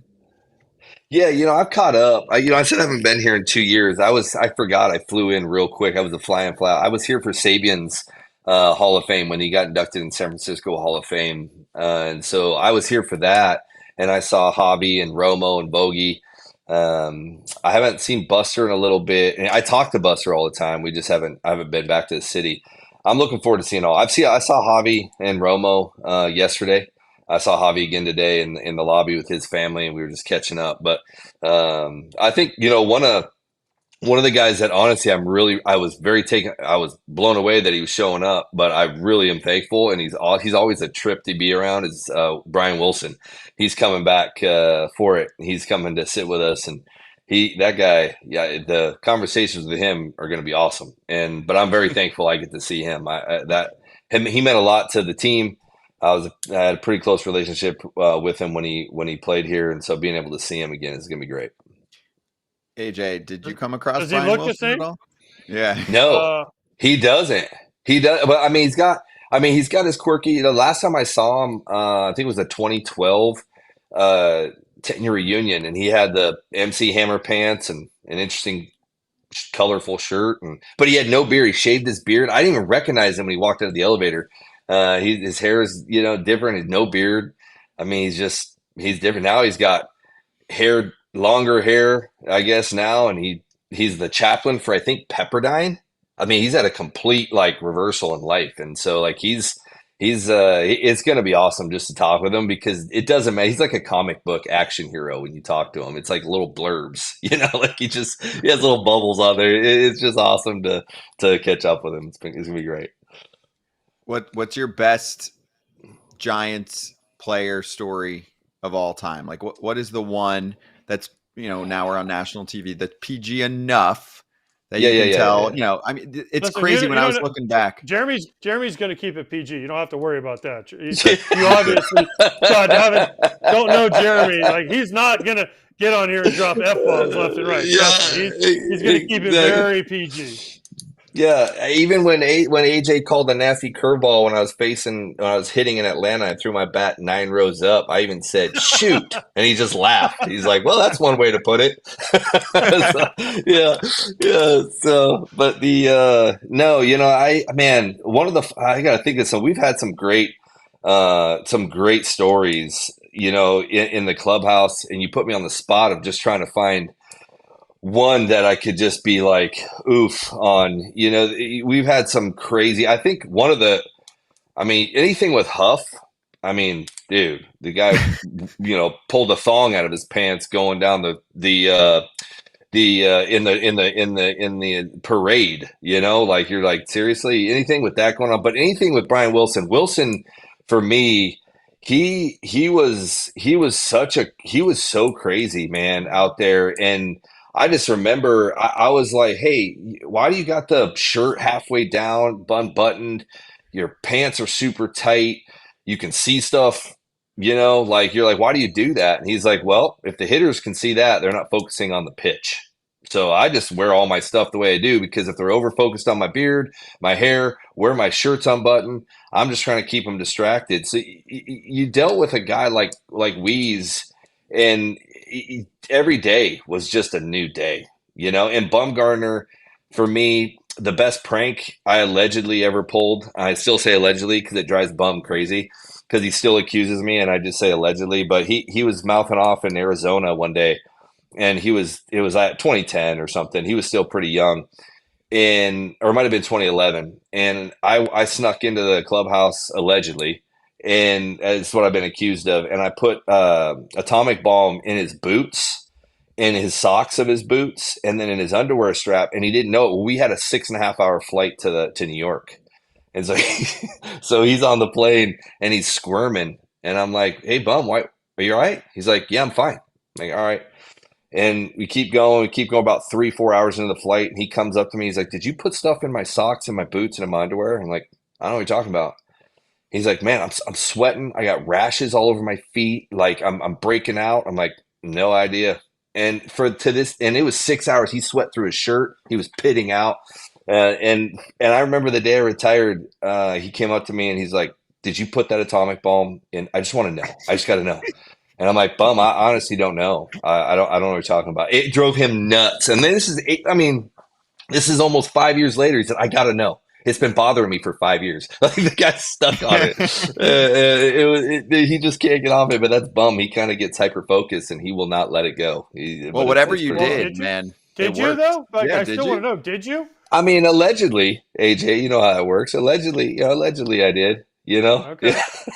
Okay. There might be some old video with proof. Well, whatever you did, it worked. Yeah. You should tell Bum, whatever I did, would you take that career? I think so. So whatever happened in the past, it lined up pretty well for him. Exactly. I like it. Yep. All right. I got a few questions before we jump here. Some baseballism questions for you. So first one is a random thing from your career that you kept. Oh, a random thing from my career that I kept. Oof, that's a good one. I think I'm trying to think some of the memorabilia I've got. I have a lot of stuff from other players, but probably the K-board. And I realize it might not be random, but it's in my brewery. But I kept a K-board they gave me, and because it wasn't that big of a deal, but it's actually kind of funny to me now. So Chase Utley and I don't like each other. We didn't when we played, and I probably would say we wouldn't see eye to eye now. He was the last guy I struck out of my career, and Javi sent the K-board over, and he would not sign it. He would not sign the K-board. He's like, hey man, you're the last strike of his career. Would you mind signing it? And he won't, he wouldn't sign it. And I keep that K-board up in my brewery, and there's some signatures on it. And they're like, what? I mean, there's signatures, but why in the brewery? I said, oh, there's a lot of good signatures on there, but it just reminds me of the one guy that's not on there. So like, so I tell him that story. So it's a great story to tell, but I randomly kept it. And the weirdest thing is not for the signatures that are on it. Like, I have it displayed for the signature to tell the story of the one that's not on it. That's kind of how I am. That's a great story. Yeah, that's really good. I did not realize the beef there and the bitterness to hold off. That makes it even better. That's really good. I like that. But like AJ's played against him. If he's on your team, you're probably going to love the guy. But when you're against him and you see some of the stuff that he's done, you just have that. It's just there. Yeah. It's just what it is. Like, it's just part of it. So it's fun. By the way, I thought when Scott asked you about like a random something, I thought you would give a some Rowan story about him. He did. Oh man, yeah. But I don't have anything to keep from him. No, I meant when Scott asked you about like a random story and you were talking about like putting up maybe putting the icy hot. I mean, listen, the problem is none of those are probably PG. So, but I was just waiting I was waiting on you to be like, yeah, he did this one day or something. So yeah, that was impressive. You said PG. I had to keep him clean. I had to keep. No, you did it. All right. So one more for you before you jump. Coolest person you ever met through being involved in the game, athlete, celeb, anybody that just stood out that you're always looking back at. Man, coolest game I've ever met, or a guy I've ever met because of the game. You know what? And I still talk to his son quite a bit, and he's been on my podcast. The podcast just got butchered on the audio, so I couldn't run it. But for me, he was one of the coolest guys just because I grew up as a kid watching the 49ers. But Ronnie Lott and I met Ronnie Lott and just hearing, I've got to sit with him I remember one day he just asked me to breakfast. He's like, hey, you want to go to breakfast? And I'm like, Ronnie, you're asking me to breakfast? He's like, yeah, I want to sit and talk with you. And I'm like, all right. And him and I just got to know each other. But for me, when you think of an athlete, when you think of a competitor, when you think just a random name, I know it's like another athlete, and some guys might have awesome, cool musicians and stuff like that they met through the game. But when you meet a guy like Ronnie Lott, when he pretty much took his own finger off, or whatever, just to play football, you just look at the competitor that he was, and then you get to talk to him and the stories he tells, but then how he views life. And I've really, really, of all the guys, I mean, I met Joe Montana, Jerry Rice, I've met all these guys, but Ronnie Lott for me was a guy that I was very appreciative that I've gotten to meet. And I was in awe of him as a kid, and being able to meet him was pretty special for me. So that's a great one. Breakfast with Ronnie Lott. I like that a lot. Yeah. Well, Jeremy, this was awesome. Congrats again on the Wall of Fame and all the honors coming up this weekend. And a shout out to his podcast that he mentioned, Built for the Storm, focused on weathering life storms personally and professionally. And again, always great to talk to you, Jeremy. Thanks, man. Have fun this weekend. Yeah, thank you, guys. I appreciate you having me on. This is great. Thank you. Coming right back. Congrats, on Jeremy. FT. Thank you.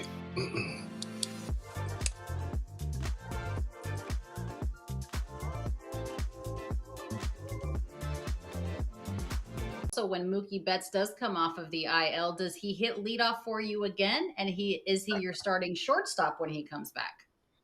Yeah, it's a good question. I think that what I do feel with Mookie being out, I think that I feel that breaking up Shohei and Freddie is something I'm going to do. I just think that we've seen it. Certainly teams are going to go with the lefty whenever they can and not have to pay a right-handed hitter tax. Something that we're going to go away from once Mookie gets back. So to your question, is he going to hit leadoff?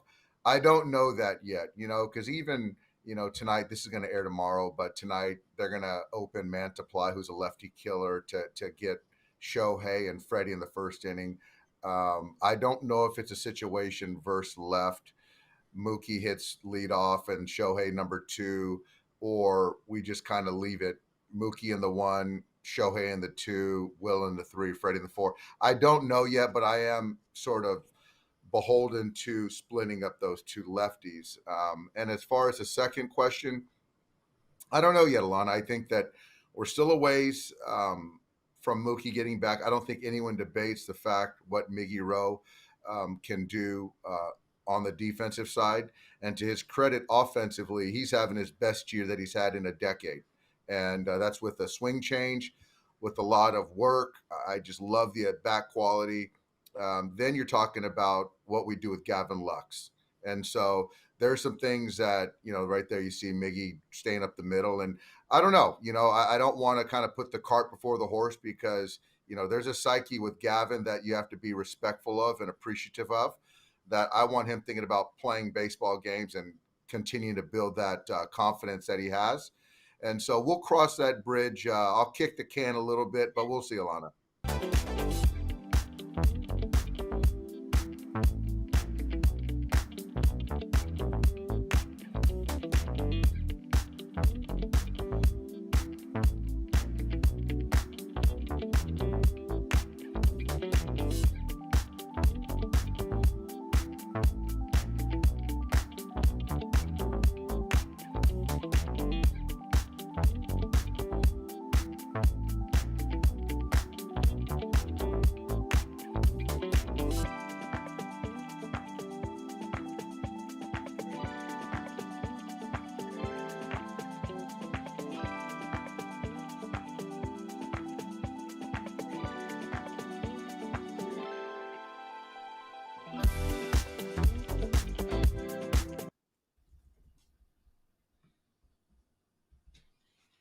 Hey, we're back on FT. Just reminding everyone about the All-Star Takeover live in Arlington, Monday 1 to 3 Eastern, and Tuesday 4:30 to 6:30 Eastern time with the show. Let's lap.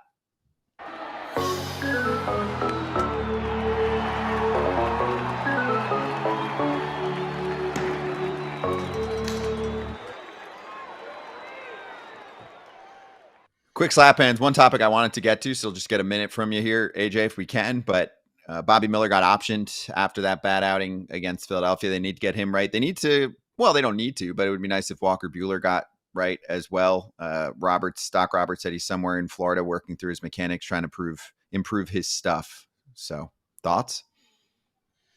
They're going to need one of these guys. They're going to need somebody to pitch for him, right? Glasnow's on the shelf. Kershaw hasn't come back, right? They got a whole all-star team of starters on the shelf, so they're going to need some of these guys to come back, and if they don't make moves, Buehler, hurry back.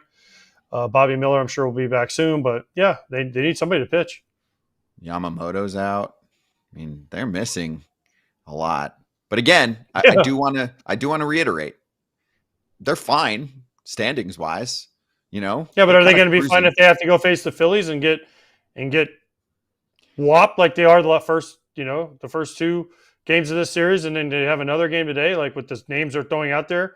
No offense to these guys, but I know Bobby Miller pitched the first game. Speaking of Bobby Miller, did you guys, I don't know, I'm sure you did, Scott, you guys, did you watch the game he pitched with his jersey? I know he had made a big thing about the uniforms, but I've never seen it so egregious, the different colors of the gray from him sweating to the light gray.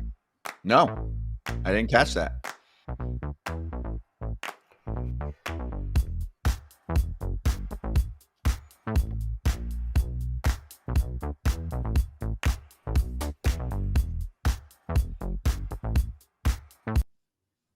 We're still here. 2 more minutes for the FT YouTube channel. Okay. Special bonus content always for you guys. So we can continue that for a sec. And also, by the way, in 2 minutes, Dodgers territory is going to fire up, and Blake Trinan just hit 10 years in the bigs. The Dodgers going to join Alana and Clint. So what are you talking about? The discrepancy you're saying, like his uniform was so different from the rest. Yeah. It wasn't sweat related. No, it was sweat related, but when he started sweating, it was the first one I've noticed where you could tell, like it was like his gray. So it would be like I'm trying to find something that's gray around here. So it was like his top was like this color, like super dark, and then like his pants were like this. And you're like, wait a minute. I mean, it was bad. They even said something about it on TV. I think on TBS. It was on a TBS game he pitched on. And Frenchie and BA said, like, man, because he switched it in between innings. And they're like, oh, meanwhile, Will Smith is sticking with the soaked look. And you could tell on his. Like, it's the first time where I could really notice it. Yeah, and if you notice it on TV, it's even worse. It means it's really standing out. If you can see the 100%. difference. Yeah. 100%. It hasn't been talked about as much lately, but the uniforms still suck. They haven't been fixed. I mean, I just want to make sure everyone's aware of that. We're just like, and some people still send us complaints about it. The hot topic on the uniforms right now is the All-Star uniforms and how people really don't like them. Ref sent a super chat that he hates the AL ones. I do too. But the uniforms in general are still a problem. They told us at one point that they're working on them. They kind of admitted finally that they messed up. So we'll see what happens. Why can't we just go? I know it's a way to make money, but when I was in the All-Star games, we wore a different BP top, right? A national and American.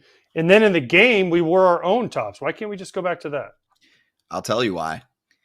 I mean, money. I know why. Yeah, just money. No, I know. We hit this a little bit on Friday, and I actually thought Kratz was throwing out some good ideas. I'm going to mess up exactly what he threw out there. But basically, I want a team jersey so that you see all the teams. It just can be kind of like a spiced up team jersey. So I get it. You're not just going to do the regular Mariners jersey out there, but like add something to it that gives it all-star flair. So you can still sell it separately, get your dough. Also, who is buying the American League All-Star uniforms? Like, who's looking at them and being like, wow, that's it right there. I saw some this weekend in New York. They were Soto jerseys. I saw a few in the stands. How'd they look? They were actually better in person than they were on the pictures that I saw. Okay, that's fair. All right, AJ, we will see you on Sunday on the draft show, right? Sunday, yes. Sunday. Yes, Sunday. Safe travel. Sunday. Have Thanks, fun in your matchup against Ken. Thank you. And thanks, everyone. If you want to hear from Blake Trinan, just stay here. We'll flip you over to Dodgers territory, and we'll see you tomorrow.